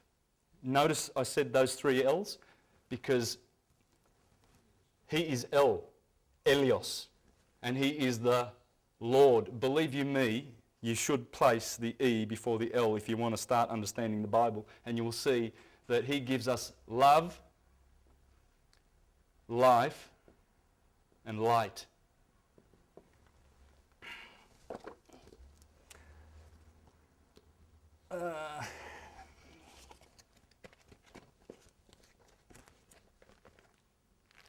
That's who it is. The feathered serpent. There it is on the Jehovah's Witness Assembly Hall in New Jersey. The Egyptian sun disk. El, the sun. Elios. They're telling you the name. Look at the Christians. Ooh, living hope, Jesus. And what do they put there? Jesus. That's Jesus. It's a creature. The sun is a creature. And he is our blessed Saviour. Because when we enter into its consciousness, which is heart chakra and above consciousness, we're saved. You don't believe in the fiction anymore. There's no priest that can say, how about coming to my church and I'll teach you about God. They're deceivers. And they won't teach you about the truth. They put it in your face. That is yes. Yes. Our positive Saviour, the Son. Because you must come to the Son to be saved.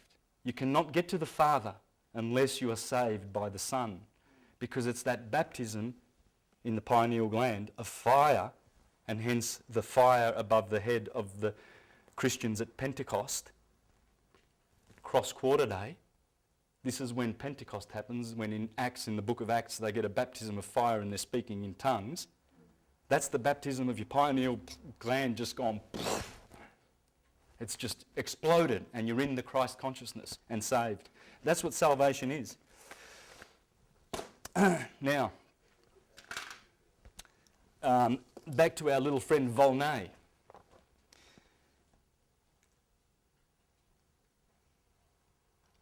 And those under which the animal driven from the desert by thirst appeared on the banks of the Nile, stars of the sheaf, or of the harvest virgin, those of the reaping season, the stars of the lamb, stars of the 2 kids, those under which these precious animals were brought forth, and thus was resolved the first part of the difficulty. In the same manner he named the stars of the crab, those where the sun, having arrived at the tropic, retreated by a slow retrograde motion like the crab or Cancer. He named the stars of the wild goat or Capricorn, those where the sun, having reached the highest point in the annuary tract, rests at the summit of the hoary gnomon and imitates the goat, who delights to climb the summit of the rocks. The goat has the job to climb up. He named the stars of the balance or Libra, those where the days and nights, being equal, seemed in equilibrium like that instrument. The stars of the Scorpion, those where the certain periodical winds bring vapours burning like the venom of the scorpion. Now, I've got a few other sources, but I've done them in other presentations, and I don't want to repeat information. I like to bring new information out all the time, but I can go on and I can read many of these stories where Aries is the spring, the blossom, plough, generation, sliding down of the sun, midsummer, there is the sun, Virgo, holding the sheath of grain in her hands, and the virgins go out to pick the harvest, the bread season. Libra. Why is there always an association with the winepress and vengeance? In the Bible it says, and I shall press them in the winepress of my anger. Well, it's the sun in his burning anger, and he turns those grapes into wine, and they are pressed every year. And that's why in one of the Gospels, after the crucifixion, the last thing Jesus says, it is finished. Here he says, Eli, Eli, lama sabachthani. Eli, Eli, why have you forsaken me? Because it's the coldest, shortest day of the year. Here he says, God, why do you struggle against me? And then God, every gospel says something different. In fact, Porphyry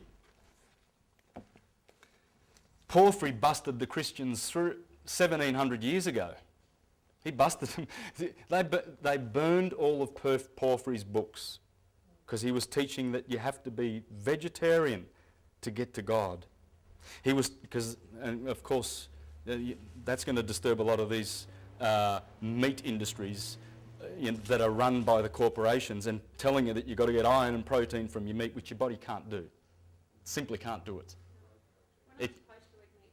Simple as that, of course. Yeah, and these guys, Porphyry, Plutarch, Pythagoras, Einstein, Leonardo da Vinci, Plato, who else was a vegetarian? And who else do they poo-poo and tell you, oh, they're from the devil if you go there? It's like I was saying before, you don't need to believe in English to communicate in English. You need to know it. And that's the reason why with astrology, people that poo-poo it, it's a language. If you don't know it, you don't have to believe in it. So hence, why would they, the question is futile. Do you believe in astrology? This guy busted them. He says, and you ought to read The Christians as the Romans Saw Them. Great book. Celsus, 100 years before Porphyry, they burned his books. These are the fragmentary remains. We get these remains from, this one from Origen, the church father, and these fragmentary remains from other scraps on Porphyry. Thank God we've got these. Thank God we've got Julian's book, the emperor. Remember I told you about him 40 years after Constantine? Against the Galileans. He calls them, he says, I am now going to expose their fiction to you. That's how he opens his words. Opening words. Julian, poor man, what he tried to do when he saw that Christian onslaught. The time has come, this is the opening words, for me to say for the benefit of all how I discovered beyond any doubt that the stories of the Galileans are the inventions of deceivers and tricksters. For these men seduce people into thinking that their gruesome story is the truth by appealing to the part of the soul that loves what is simple and childish. It's the stupid mind of the lower. The Octavius of Marcus Minucius, Felix, Celsus, Julian against the Galileans. I beg you to read these. These guys were busted back then. And I'm busting them now. But he said, your Gospels, why does the Son say something different every Gospel? Why does he say it is finished here? Well, because it's the wine season. Just previous to him saying that, they gave him vinegar. So the Son was given vinegar at this time, because when you squeeze those grapes and squeeze them and squeeze them and squeeze them and squeeze them and squeeze them, eventually you're going to sip that wine and it's vinegar. And in Egypt, when that moment came here on Judgment Day, hello, the Jews call this Judgment Day, judgment, the wine, he would taste that, ooh, and he would stand at the temple and he would raise his glass and say, it is finished. It's finished. The wine's finished. Let's start again. Thank you, Son, for the bread and the wine. Jesus, he feeds the masses and they celebrate the bread and the wine. That's what it means. It is finished. Why have you forsaken me? Why do you struggle against me? Anyway, it's in here. I can read that to you later. I'm not going to look for that because I want to sort of plough through this before we have to wind it up there. Now, so we see here that the story goes like this. The hero always begins his path here on the 25th of December. Do you know why the 25th of December? Because the sun moves forward into spring. Yes. When the sun reaches this point, for 4 days, there's a period where the sun does not move on the horizon. The sun is doing this. On the horizon, there's 47 degrees on the horizon. So it's going summer, autumn, winter, spring. Summer, autumn, winter, spring. So you see you've got summer over here and winter over here. These points are the solstices. Now, when the sun reaches there, and you can watch this on the horizon, you can see it's summer, the sun's cruising along here. The sun is walking on water. Because when you see the sun come up and setting, it's setting, you know, it sets over here, it's summer, and then climbs back in winter, 6 months later. It's beautiful. And you can see it, and it stops for 3 days. That's from the 21st to the 25th. That's why the 25th of December is the birthday of the Jesus, Jesus, the sun. It's the sun. It's the day of the unconquered sun. Because even though Satan kills him and Sagittarius is spearing him, there's Sagittarius's arrow, and he is killed and pierced on the heel, he is still the unconquered sun. You cannot conquer him. And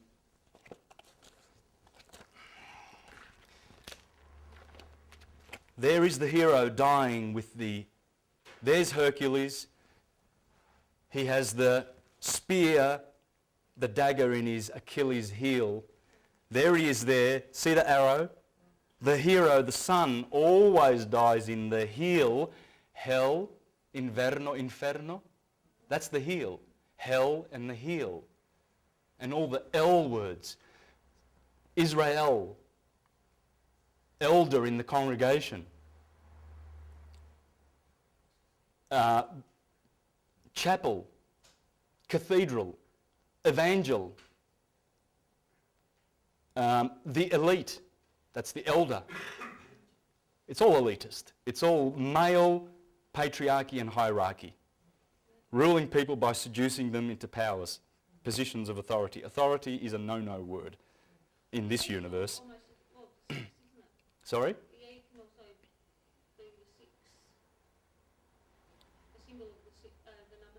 Number 5. Yes, I'll show you that later.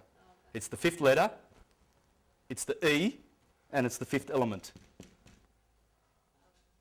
Right? It's the ethereal or quintessential. See, what does quintessential mean? The 5th essence. Well, that's it. Ethereal. Ether, ethereal is quintessential. It's the 5th ether. It's the one that all the philosophers are looking for. It's the manna. It's the sweet honey from the gods. It's the nectar. Ether. When you get baptized with this, you're rocking and rolling. You really, really are. That's what this guy calls the Saviour has come to visit. Listen to the Saviour. And he talks at length about meat and how bad it is for humans. It's the molecule. You're eating the animal.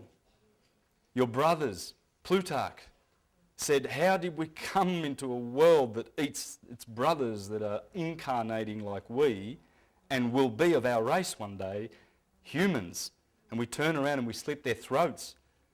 And they called it the tyranny of the senses because there's so much pleasure in eating flesh. Sorry? Well, and we are their gods. It's like the angels, which we're going to be next, are our gods. So would that ether also be like the capstone to the pyramid? Yes, it is. Yes. Now, so he always, even though he's defeated by Saturn, the god of hearing, and why would you hear? Why would he be the god of hearing? Remember we established that Saturn is hearing, the rings of Saturn? Well, have a look where he is, in the dark. Because remember, we've got 6 o'clock over here, 12 o'clock over here, 6 and 12. This is a 24-hour clock.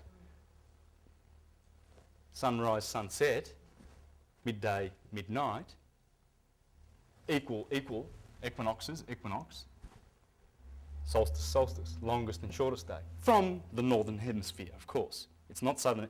All this science is from the northern hemisphere. So please transport yourselves there, because that's where 90% of civilization has been anyway, really, when you think of it. So it's focused on there, but it's not focused on that. It's not northern hemisphere centred. It has to do with this day. This is the beginning of everything. How do I know? All right. Well, we've put the head there. The head is the head. It's funny, isn't it? We have these expressions like hot-headed and cold feet. Oh, he's got cold feet. Oh, he's hot-headed. Well, feet are cold. This is cold. That's the coldest part of the day. Just before sunrise is the coldest part of the day. Cold feet. Hot head. Well, the body starts there. This used to be called primus. Primus, secundus, tertius, quartus, quintus, sextus, sept. September's the 7th month.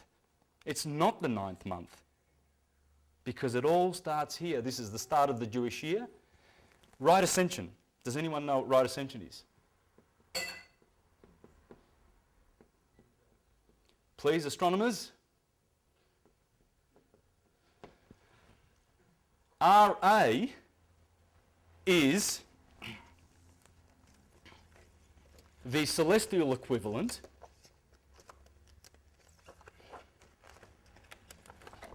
of longitude. See these lines?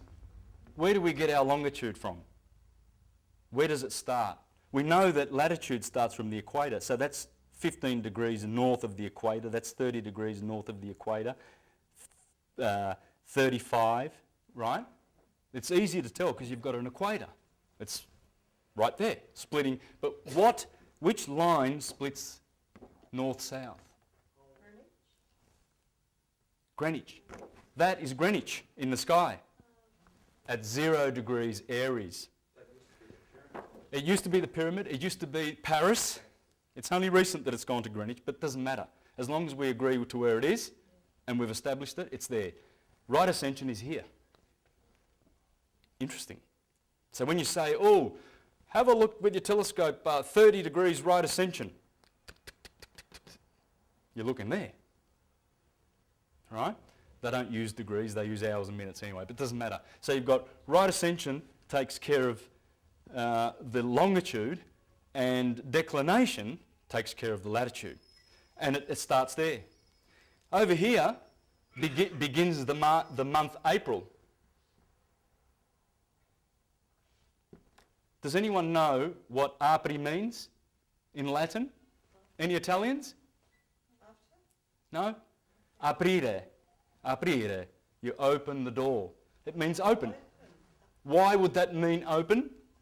Because here is where the opening is to the kingdom of Ra, Raymond, the radiator, the regal one.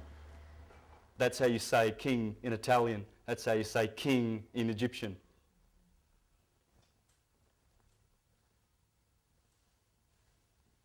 Roma, Ra and Om. Om. Om is the sun. Paris. For Isis. What do you see in the heart of Paris on the little island, the cathedral to Notre Dame, to Our Lady? London. El, On, Don. That's 3 names for the sun. Just like Israel, Isis, Ra, and Elohim. Abraham, Sarah, who come from Brahma and Saraswati. I mean, aren't people thinking, hang on a minute, we've got Brahma and Sarah Swati, and you just go Abraham and Sarah. It's all there. It's all the one religion that was handed down to us in a very, very difficult and very highly veiled system, so that these pearls shall not be thrown to swine, because that's what they were doing. It's not to keep people stupid, but it was originally done to keep people honest. If you're a fool and you want to come into the mystery school and learn all these wonderful secrets and abuse the power, because you can get a lot of power from this. When you know which is your ruling sign, I know that mine is the sun, because my ascendant is Leo. So does your ascendant rule your chart? You see? How many people who know astrology don't know that? We should know that. Yes, it's the ascendant. That's why it's so important to know when you were born, the minute and the second.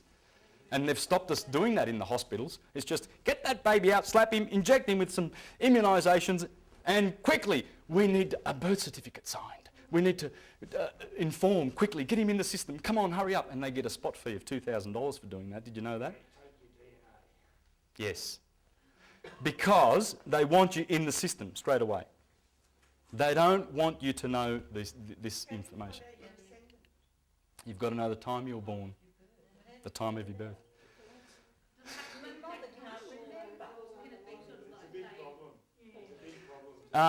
Look, there's only about a 2-hour window. You have to work within a 2-hour window because these signs, they go through, the sun goes through that. Remember, this is 6 o'clock. So if you're born, let's say like me, 24th of March, and you're born, let's say at 7 o'clock in the morning, you'll be born here. Because Aries rules every day from here to here, 6 to 8. So you've got a 2-hour window to work out where your ascendant is, so you know your ruling sign. And you're supposed to be devoted to that God.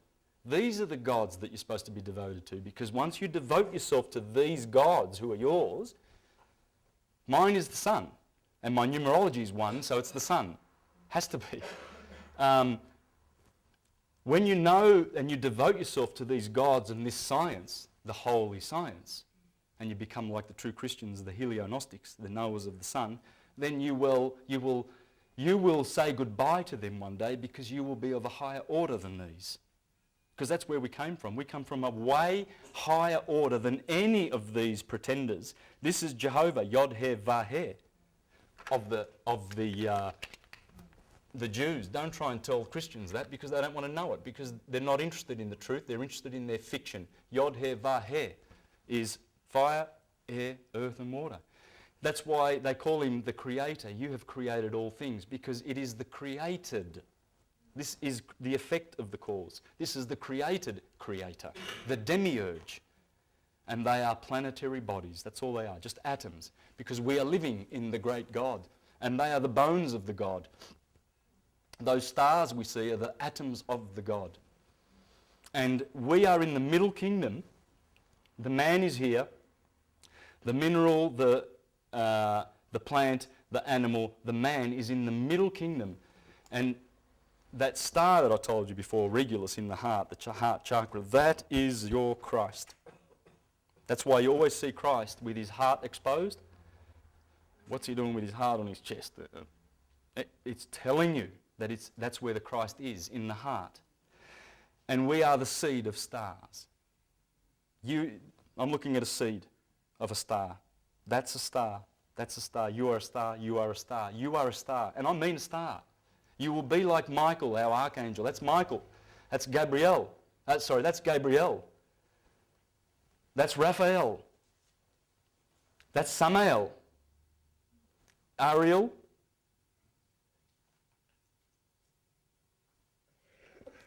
And well, that's Michael.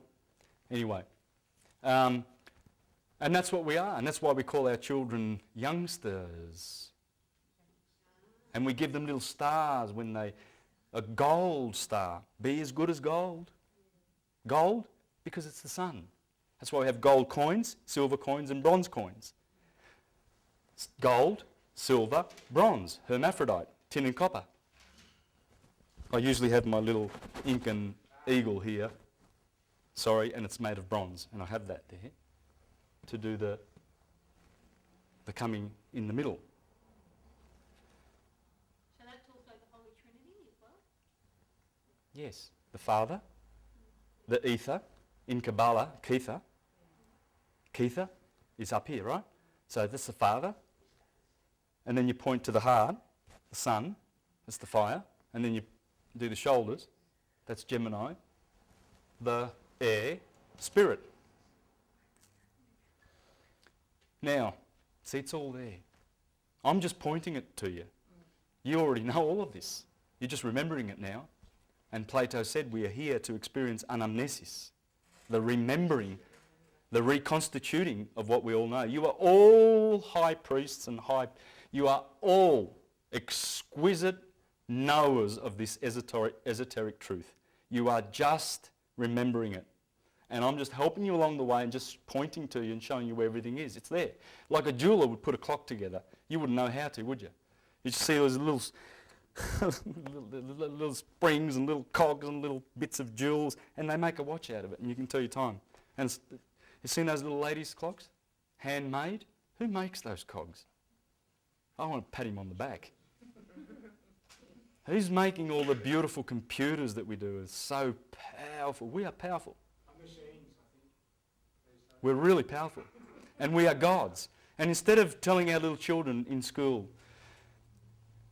we're going to call you youngsters, children, because you are young stars and you are the seeds of a star. How about that? Kindergarten teacher. Do you think we're going to get any of that? No, because you send them to a state school to be brainwashed. And this is the knowledge they're running from. They're running from this. Try and tell a priest about all this, about Yod He Vah He. This wasn't... The Catholic Church did not sort of... this was not used since well before the Catholic Church. Can I get a water, please, if you don't mind? Sorry. Yeah, I'm really getting dry. I've finished all my water. Can I just go back? You've got 8 minutes left, 7 minutes left. No worries. With your ascending sign, my sister who studied this, she said you could see your ascending sign in your body shape, Yes. Yes. right? And Yes. you mentioned numerology, so is it tied with numerology at all? Yes. It is. Yes, it is. You'll find that 90% of the time they harmonise with your numerology. Absolutely. I'm looking for my fairy tales book because I've remembered that I was told you that I was going to wrap 7 wonderful circles around here. From now on, when you go out there and you see Aries and Taurus and everything, you're going to understand what they mean. And you're going to see the story of the hero, how these signs tell you that he becomes a hero, like the moon in her glory at full moon. And all the planets, they all have their ruling house, their detriment, their fall and their exaltation. And it's all scientific. This is science. Cardinal fire. Well, everything is, see this cardinal, fixed and mutable. What does that mean? Well, cardinal is the beginning, that's the middle, and that's the end energy, to put it simply. Just imagine a fire hose. Creator, preserver, destroyer. Brahma, Vishnu, Shiva. Growth, birth, growth, decay. G-O-D. What's G-O-D? God. Would that be generation, operation and degeneration or dissolution? Yes, it would. Or destruction. Imagine a fire hose, right? It's very powerful water at the start. Very powerful. And that's what the cardinal signs are. Very powerful people. They move in a straight line, mate. Believe me, you want to see when I'm going somewhere. I don't like anyone in my way. And it's my nature. It's my God. Aries is there. Mars is doing things to me. He's making me martial. Making me martial. And you find that Arians are good fighters, like Steven Seagal, Jackie Chan. Great Arians. People like that. Electric people. Eddie Murphy. Just, a lot of electricity. Because it's cardinal fire. It's at the bottom. It's at the birth part. It's not at the growth or the decay. The decay will be mutable, mutating. These signs have always got two twins, 2 fish, man, horse, and Virgo is Mercury, which is the coming together of man and woman. These are the fixed ones, They tell another story. They tell the fixed qualities of the person. These people are fixed, very fixed. That's why these people have got the big necks. Earthy, Taurian, solid, like a bull. Oh, you beauty. Thanks, mate. I was going to ask, the constellations, we go through the ages the other way. Yes, in procession. Why is Aquarius related to the cold Saturn? Golden age. Yeah, good point, but that's a bit difficult, but it has to do with the spiral, right? Every 24,000 years, we don't go around and go back to the same point in evolution. We've gone up the spiral, right? And precession goes backward, but the day and the sine wave goes forward because we are going clockwise around Sirius. That's why. If we get a pole shift in next year, which is quite possible going to happen as we go through the galactic plane, because that's what happens, you do, is a reversal of polarity, right?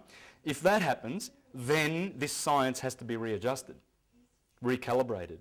And it has been recalibrated. This is the science of now and of the last, say, 30 or 40,000 years. And it was given to us by we ourselves. When we were gods, then we fell to demigods, then we fell to heroes, and then we fell to the human consciousness. And we are about to be downloaded with a massive load of consciousness soon. Are you finding that you're starting to work things out more and see things and see the massive gap between you and the consumer out there? The guy that's going to the footy and Collingwood's going to beat Carlton, you know, and he's at the pub and you see them, you walk past the pub and you see them, they're all drinking, they're sitting out smoking outside there and they're all eating and drinking and not taking any note until the flood came and swept them all away. That's what it's talking about. So Christians are right when they read the holy science and the prophecies and the eschatology that is in there. There's eschatology in the Bible, the science of the end. And we're living in the end time, the time of the harvest. Virgo. See, Pisces. It's been the age of Pisces for 2,000 years, but look opposite. It's also been Virgo. Now we are going to Aquarius, and guess who? The heart chakra. We're going from there to there, courtesy of the Son, Christ Jesus. This is the Christ chakra, and this is the baptism. And this is when Jesus says, I'll be knocking on your door. If you open the door, we shall have an evening meal. That's the Saviour that Sri Yukteswar is talking about in Holy Science. Treat him well when he visits, because he will teach you all things via the labyrinth, the holy science, the temple of David, the tabernacle of Moses in the wilderness. This is everything. King Arthur's round table. It's all the myths and all the fairy tales. Okay, so with cardinal, that's at the start of the hose. Then you can imagine that beautiful curve of the hose, that beautiful form. You can imagine that being fixed. And then mutable is all these drops. It fragments, disappears. And what about a little baby? Cardinal, a mature man standing up erect, fixed, and then a little old man on his three, mutable. Right? There's many ways you can look at it, but it's God. It's the start, the middle, and the end, and everything does it. So everything comes, and this is the Holy Trinity, by the way. This is the Trinity. It's the triplicity. Fire, fire, and fire, triplicity. Water, water, and water. I've colour-coded that, aren't I? Clever. See? Blue water, blue water, blue water. Woo. So good. And so they are the triplicity. And guess what? They all have their turn. Water has its turn to be cardinal, to be fixed, to be mutable. Right? Do you see that? And notice where fire dwells. Fire dwells here, cardinal fire, 6 a.m, sunrise. Hello? It has to be there. Because that's the sun coming up as a little boy, man, old man, dead. That's how they said it. Plutarch, all the philosophers. The up cycle, the down cycle. And then here you've got the doors to the kingdom of heaven and the door to the kingdom of hell. The two trees in the Garden of Eden. The tree of life, because the cycle is everlasting, and longer days, shorter nights. The tree to the knowledge of good and evil. Good and evil. once you eat from this tree, on the day you eat from it, you shall positively die. And then God had to make skins for Adam and Eve because they're going down into winter outside of the Garden of Eden. The land flowing with milk. Milky Way galaxy. Interesting. Between Scorpio and Sagittarius. Would they be pointing at something? Yes. If you find Scorpio the most magnificent constellation in the stars, bar none, it looks like a scorpion. It actually does look like a scorpion, like that. And its tail, and there's Sagittarius' arrow, that's the centre of the Milky Way galaxy, right there. November the 22nd, May the 22nd. We're coming to that in 7 days. The crossing. That's when, those are the most powerful days. That's when you kill JFK on the 22nd of November, if you want to kill the big rooster, as the French assassins who killed him said. Did you see the documentary? Where those French assassins came out and said, we did it. It's on YouTube. Check it out. Who killed JFK? When they got the letter, when they got the job, and they said, all right, they said to the CIA guy, well, of course, run by George Bush, killers, murderers, they killed John Lennon. When he said, he asked the question, who's the job? They said, le grand coq, the big rooster, the big boy, the biggest. That means JFK. Nice job. That's when you do it. Now, fairy tales. And you're going to see that there's days here that are designated for certain things. You want to start a war? You do it on the 20th. That's when they invaded Libya. On the eve of the equinox, before you go into Aries, Mars, to be marshal to fight your wars. That's when George Bush started his war in Iraq in 2003 on March the 20th, same day. And then they finished it conveniently on May Day. Osama bin Laden's dead, Hitler's dead. Let's start the Illuminati Day. 6 weeks. They famously call it the 6-week war, rubbing it in our noses, telling us that we have a sacrifice. This is the month of that sacrifice. You fight people and kill people because they're killers. They are killers. You want to see the... it's all run by the Vatican and the Zionist Jews, if you want to know who's... It's the Mother Church and the Father Church. Church of Satan and the Church of Jesus, the Jewish Church and the Christian Church. That's what they are, and it's run by the Jews. You need to listen to Rabbi Finkelstein on the documentary, The Lying Jews, and you'll see how they're rubbing it in your face. The Goyim are so freaking stupid. They'll buy any of their poisons. Even the kids, when you go to Shell shop and you see all those chocolates for children with all that aspartame in there.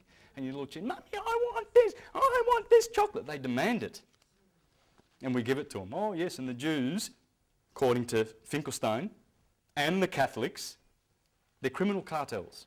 That's what they are, doing business with us, and we are enjoying the sodomy. Because they've been sodomizing us for a long time. Fairy tales. Orpheus, Eurydice, Eros and Psyche, Jason and the Golden Fleece, the labours of Hercules, Sigurd and Brynhild, Arthur and the Knights of the Round Table.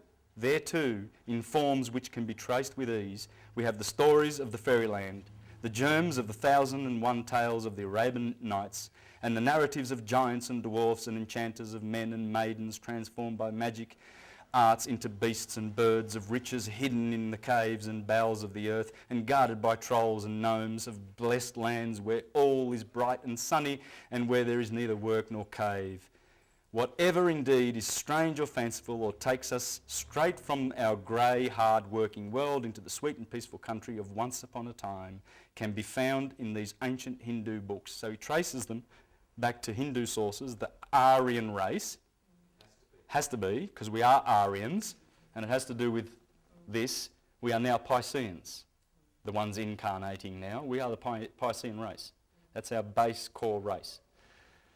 Manly P. Hall teaches that. If you listen to his Astrotheology's audio files on the internet, you can download them. They are the best thing for learning everything I'm telling you here now. You can listen to it in your car and your iPod. Manly P. Hall, the greatest occultist of the 20th century. And he's got a lot of YouTube videos. Get into Manly P. Hall and get, man, the wisdom that oozes from Manly P. Hall.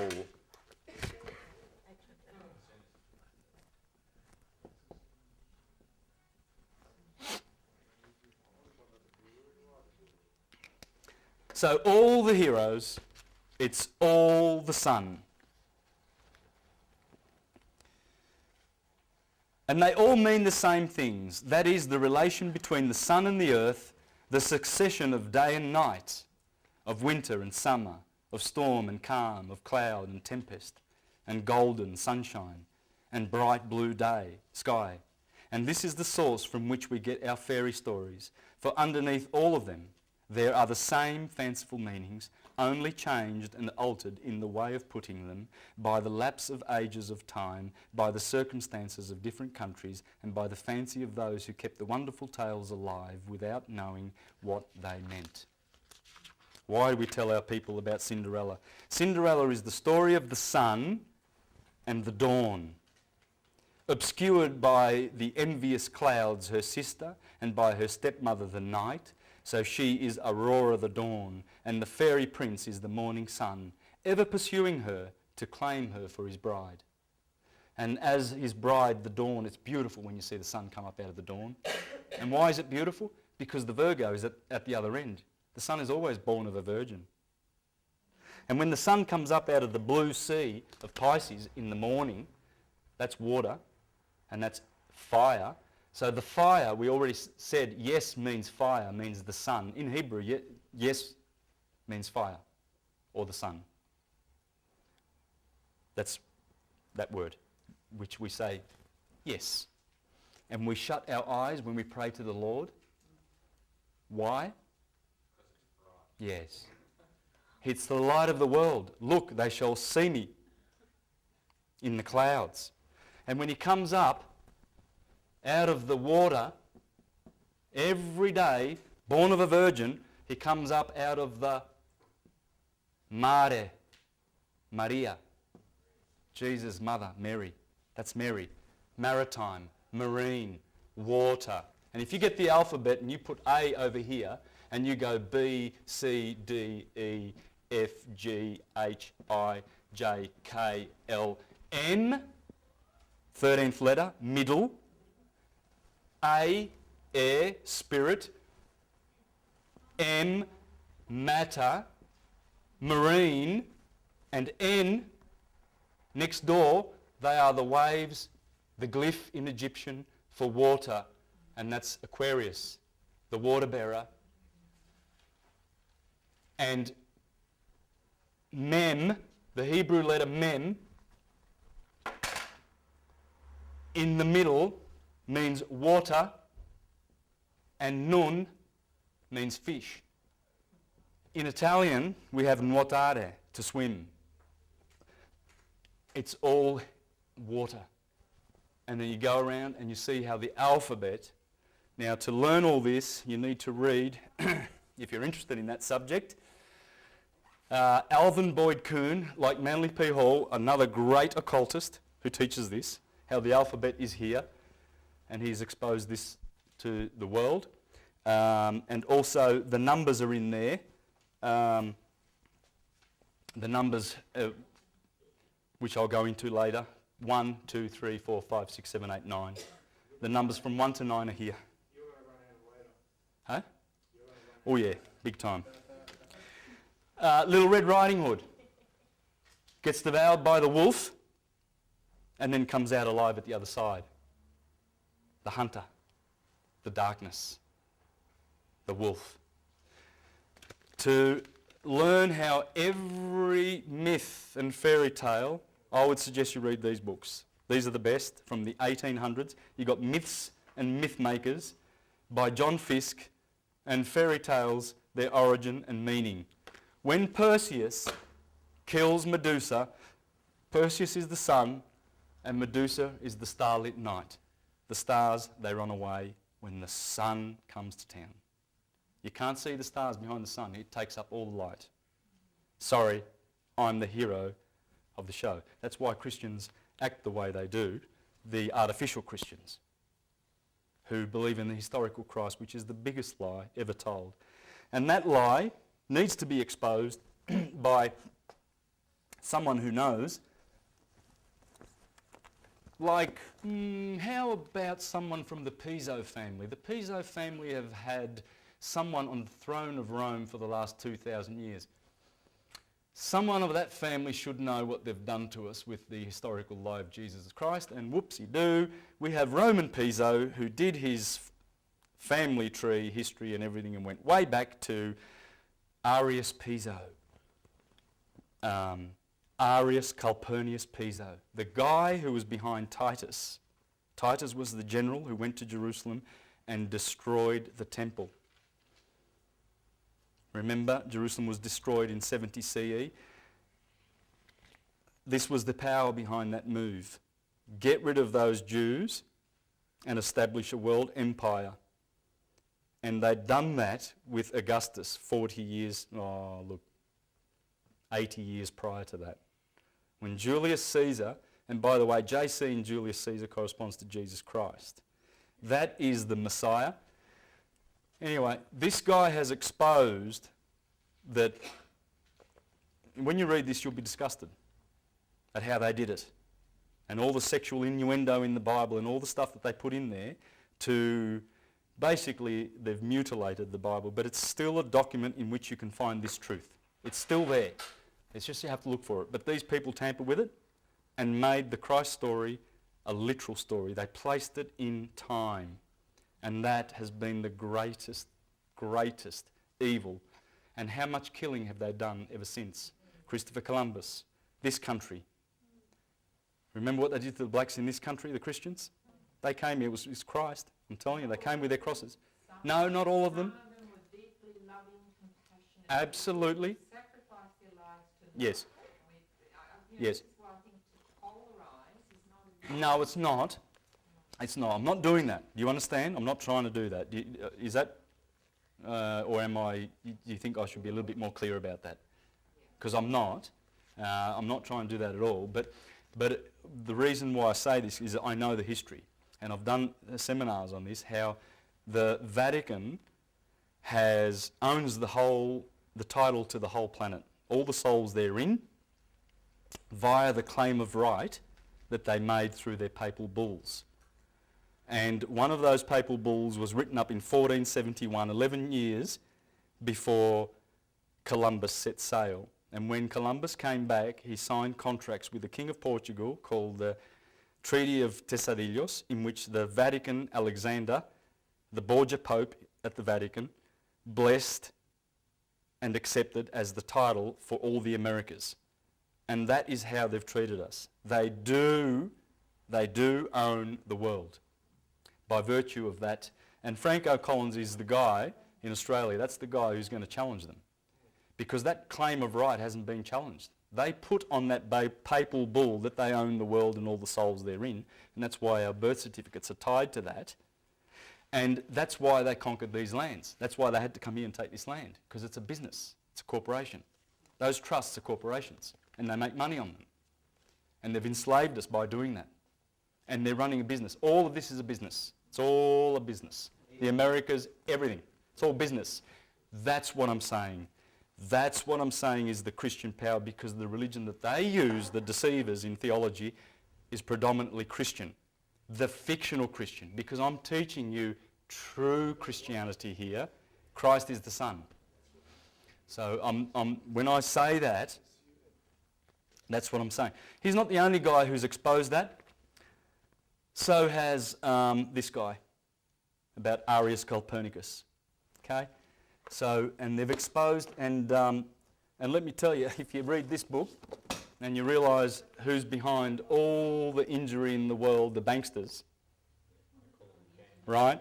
But he's got a chapter in here, and it's called Monotheism, Money, Militarism, and Monarchy.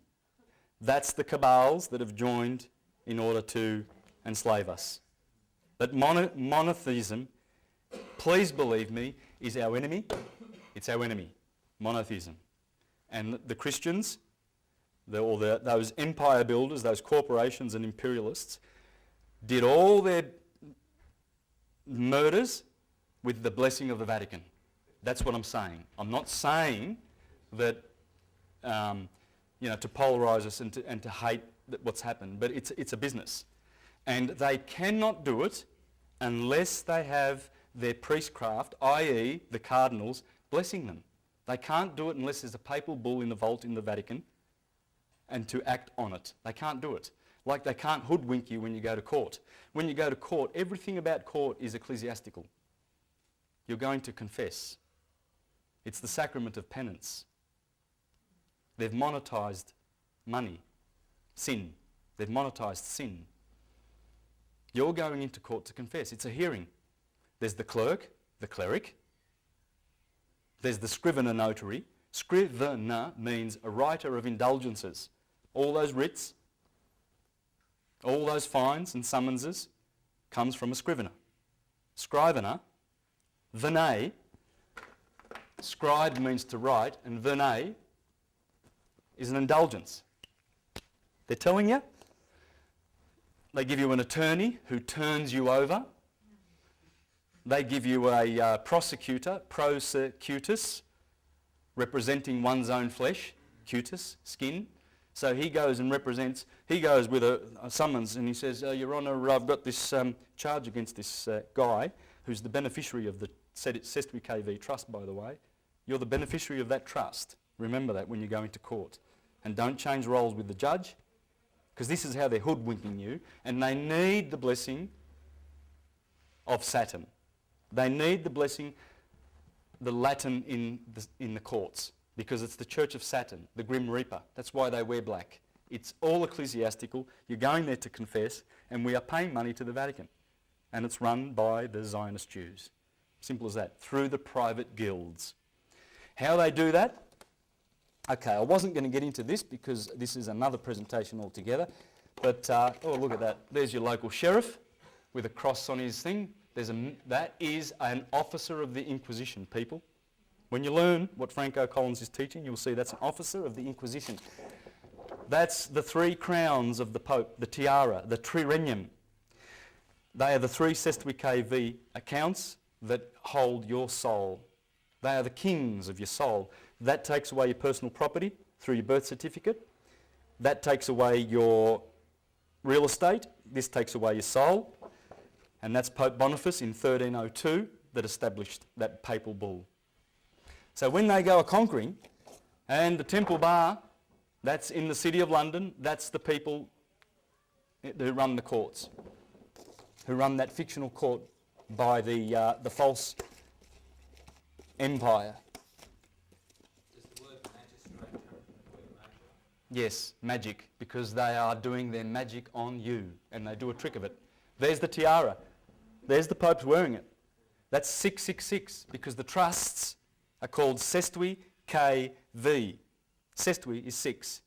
That's the king, the mark of the beast. The beast are you and I, the fools who have signed up to the system. And that's what they're doing. They're rubbing it in your face. That's why I say, and I say that I know what Christians did. I'm talking about the imperialist corporate Christians. That's Christopher Columbus landing. Within a year, they wrote back to Spain saying, this man, on this island there were 3 million inhabitants. There are only 200 left. Your soldiers have butchered everyone. They just butchered and butchered and butchered and butchered and butchered. Right? Sure, there were pilgrims that went, that were running away. There were Hermeticists that were running away to America, and there were good people. It's full of good people. There are more good than bad. But it's the corporations that are bad, and it's corporations that use Christianity to spellbind us. They can't do it legally without the blessing. That is the Pope in 1862. Pope right there, blessing all these, the army of the Italians.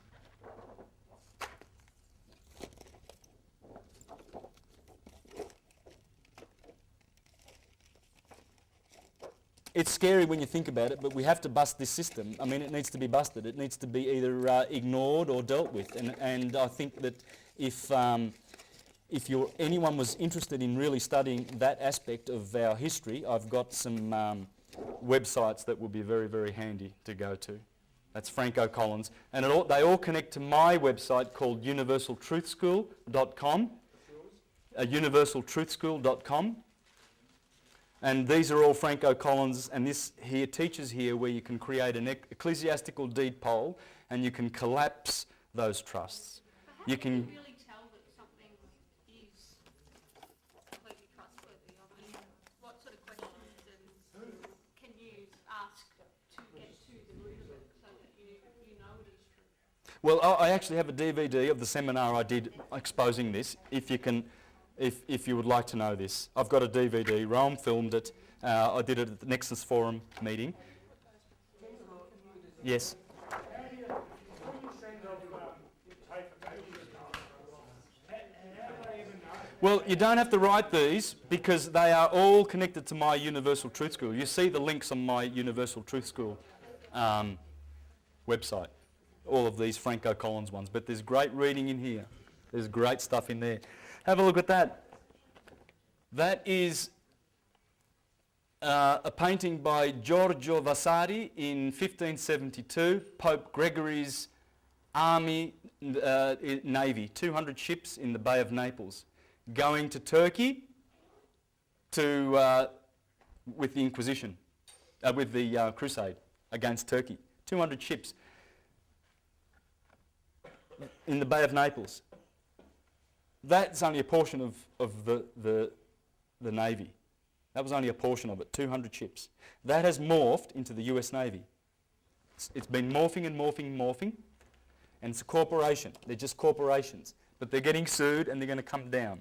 The corporations will all be a thing of the past in the next few years. Believe me, I know this. It's going to happen. What is your understanding of the Antichrist? Okay, the Antichrist is in fact Christianity. It's the people saying, Lord, Lord, did we not perform many miracles in your name, and did we not expel demons, and did we not cast demons out and do powerful miracles in your name? Of which he replies, get away from me, workers of lawlessness, I've never known you. It's Christianity. Because what they're doing is they've counterfeited this true science. These are the 12 apostles. This is Christ. Why is he the Lamb of God? Why is he the fisherman of men? Why is he the Son of Man, the scapegoat of Israel? Why is he a virgin, born of a virgin, the bread of life? Why is he the Messiah of the tribe of Judah, the Lion of Israel? Because the lion rules in summer. When the sun goes through that sign with Sirius in the back and there's the dog days, that's Jesus of the Lion of the tribe of Judah. That's Jesus the twin. Have you seen any information about Jesus being a twin? No. See, you have. Yes. Yes, you have. And I'm glad you have, because it saves me having to show pictures like this, because I bring them along because I'm trying to... There's the 5th century mosaic in the imperial palace at Constantinople, and it is Joseph with Jesus and Geminus, meaning literally the twin. The concept is old. Jesus is the good beetle. How many church fathers called him the good beetle?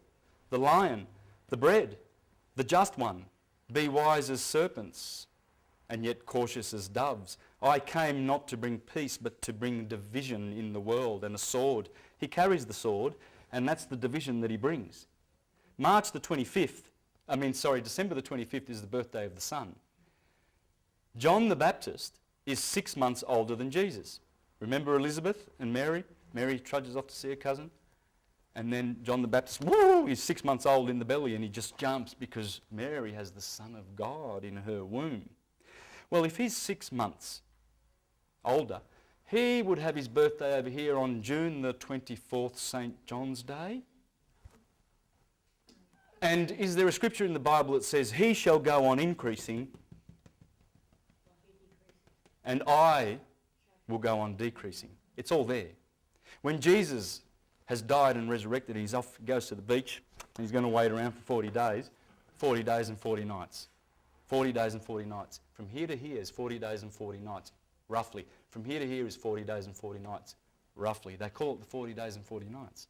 This is the wilderness, when Jesus goes into the wilderness. He gets baptized by January, Aquarius the water bearer, the wet month. At the age of 30 degrees. January the Baptist, John the Baptist. So when you see all these days, and why did he say, he shall go on increasing and I will go on decreasing? Well, it's all there. When Jesus was walking on the beach after he was resurrected, he looks out in the Sea of Galilee and he sees his apostles. He says, "Oi, did you catch any fish?" "No." "Put your net on the other side of the boat." Pulls it up. They pull the net up. "Catch any fish?" "Yes, the nets are bursting. Bring them to shore." And he's got a little fish on the beach, and he's cooking this fish, and he's got some bread, and he's going to feed his disciples and tell them what to do before he sends to the heavens. This happens here. This story. I'll explain that. It's all here. All the stories, Little Red Riding Hood, anyone, name it. You name it, and I'll interpret it with this. Or it will interpret it with this. Anyway, they said, the nets are bursting. All of a sudden, they counted the fish. How many fish did they find? Does anyone know this story? It's amazing. And yet Christians read this and they go, Christians, I'm not attacking Christians. Please understand. I've already established that. I'm attacking the way they interpret this beautiful wisdom. That's all I'm doing. Okay? There was 153 fish. Ooh. Oh, wonder what's so interesting about 153. Well, Pythagoras knew what 153 was. So did Empedocles, his disciple. That's how many fish they caught. That's the number of the Vesica Pisces. That's the number of the fish. Two circles sharing a common radius. Circle 1, dot. Circle 2, and you have a fish swimming there. The measurement from there to there is 153. It's the measurement of the fish. 153 as opposed to 265. That's the 265, 153. It's the number of the fish. Empedocles knew it. All the sacred geometry teachers and the teachers of this holy science, physics, knew it. And so there it is embedded in the gospel.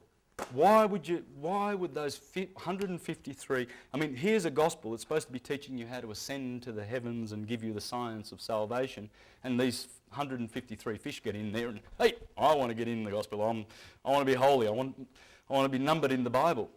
It makes no sense, really, does it, to count the fish? But it shows you that they're hiding it in there, and the Piso man brings that out. He brings out how they borrowed from Plato and how they borrowed from Hermes and put it in there. How many sacred days? Here, on the 6th of August, in the Bible, is when the sun is transfigured. It's the middle of summer. That's the transfiguration.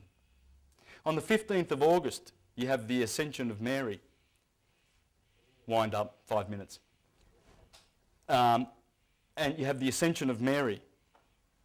And then you have the Nativity of Mary in September, on September the 8th. Well, the Ascension is when the sun goes into Virgo and takes all her stars away. She's ascended. And then when the sun climbs another 30 degrees and comes out of the Virgin, then she's reborn again, the Nativity of the Virgin. 25th of March, that's when Gabriel says to Mary, you shall conceive. 25th of March, count 9 months, and the son is born. That's the birthday of the son, the 25th of December. Exactly 9 months. And Pentecost, around about May Day, that 49 days, remember, that's when, in the womb, here's conception, that's when the embryo becomes a fetus, and then 5 months later, the baby drops. Virgo, the belly, the baby drops, 3 months later it is born. This is the cycle of the birth of man. And it starts here on the 25th of March. And that's why they always celebrate the Passover of the lamb, and they eat the lamb, the Jews. The three most important Jewish festivals of the pilgrimage were here, here, and here. Equinoctial. Christmas is here. And there are literally, just go around, have a look at St. Paul's baptism, the 25th of January. Find out why St. Paul was converted over here. Find out what it means when Jesus is born in a manger and there were shepherds and flocks outside. Well, that's because when Jesus is born on the 25th in Capricorn there are two constellations. One's called Al-Firq in Arabic, and it means the flock. And one's called Eray, and it means the shepherd. That's the shepherd outdoors. And he's born in a cave. Well, that's the cave. Capricorn is a cave. It's where Golgotha is, the place of skulls, Saturn being the ruler. All right. Anyway, there are a couple of wheels I think we've missed, but nonetheless, if you are to remember that this is the 24-hour day and the year and the points, the beginning points, we already discussed, this is the start. It was called Primus. It's right ascension. It's the start of the sine wave, and it produces this beautiful effect. And when you look at it, it corresponds to physics. Cardinal fire, fixed fire, of course, it's the warmest part of the day, 2 to 4, and it's the warmest part of the year, midsummer. So of course it's fixed. And then of course it mutates here on the 21st of December. Of course that's mutable fire. Fire cannot enter into this quadrant because it's done its triplicity in the kingdom of Jesus opposed to Satan's. And these are the two churches, the two brothers, and they fight with each other. Here, remember I showed you Orion was in here, in Taurus. Orion is killing the bull. He's slaying the bull. This is where our brain is, the left hemisphere and the right hemisphere. It's Cain killing Abel. Abel is the bull. Cain is Orion, the hero. Cain kills Abel in that the day kills the night, like Horus kills Set, but also it's talking about the right brain, the left brain, who is the tyrant, the male side, killing the right brain. It's there in the stars. When you see Orion killing the bull, you know what it means, because that's what the occultists knew, and they taught that. They taught the inner story of what's going on here. I wish I had more time to do that and show you how the stars, how all these stars is a beautiful story to tell, and it's in your body, it's magic. And when you look up and you see, oh, there's my heart, there's my head, all in the skies.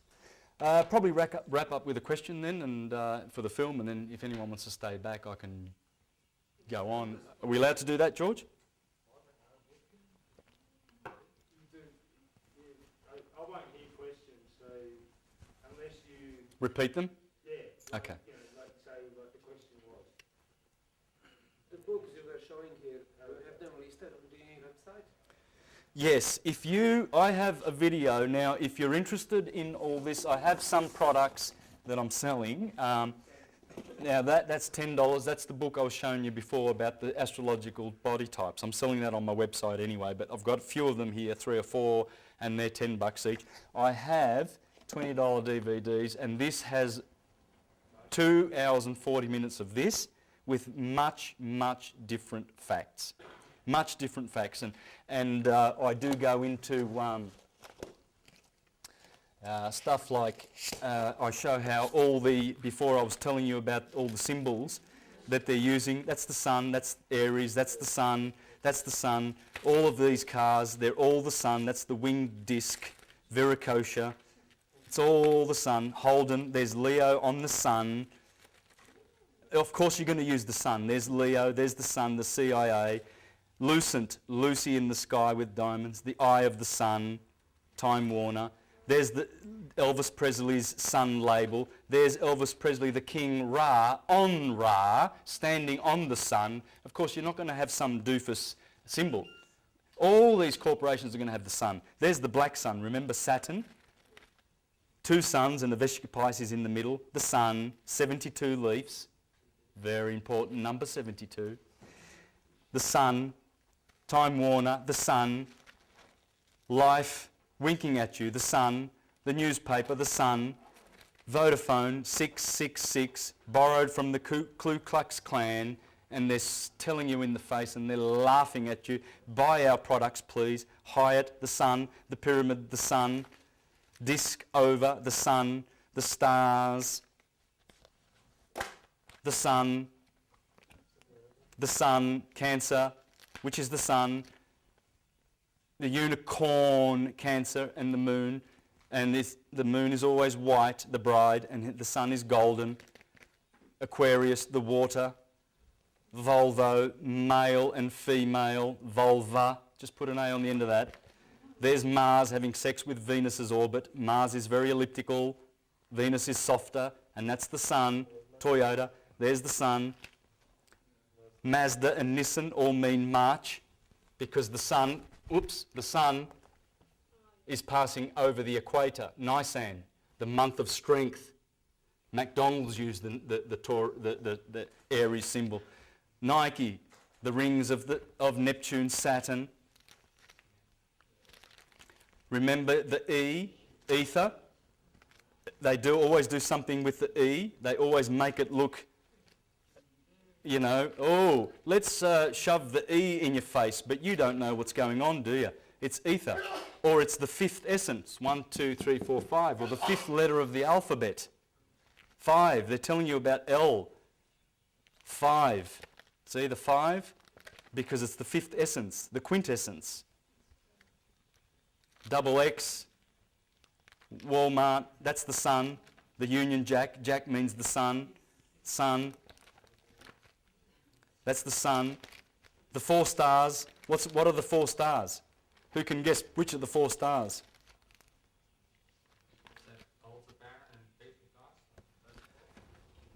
Aldebaran, Regulus, Antares, Fomalhaut. Now, just one more thing, and then I'll leave that.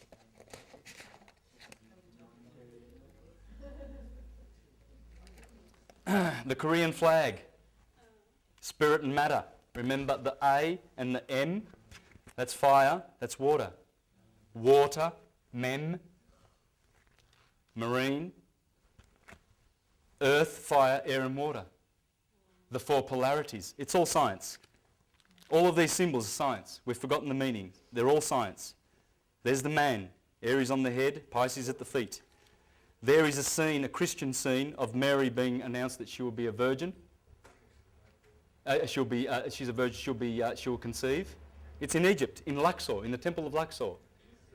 And the 3 wise men coming to do obeisance to the cloud. It was covered in stucco for thousands of years. They've just recently uncovered it in the last century. And there it is. There's the nativity scene of Christ. There's Leonardo da Vinci, the Last Supper. There's Jesus with his 4 seasons of 3 clusters. Spring, summer, autumn, winter. There's Dionysus with his 12 helpers. There's Horus coming up from the horizon. Horus has risen, the horizon. There's the 12. Everywhere you see the 12. There's always 12. And they say, these deniers that watch Zeitgeist and try to debunk Zeitgeist on the internet, I laugh at these fools. When I see them, I think, you don't know half the science, that you're just muddying it with your stupidity. They're trying to dethrone or debunk Zeitgeist, who's talking about all of this. And they said there that Mithras had 12 helpers. Well, the guy said plain clear, says, nowhere in history have we ever found any evidence of Mithras having 12 helpers. There it is. Is that the one? No, that's Horus. I probably don't have the one of Mithras, but have a look at the guy who debunks the debunker, and he's got the picture there. You can get it on Google. Just go in Google Images, Mithras and his 12 disciples, and it'll pop up. And this guy debunking Zeitgeist, and he says there's no evidence in the world. Thank you.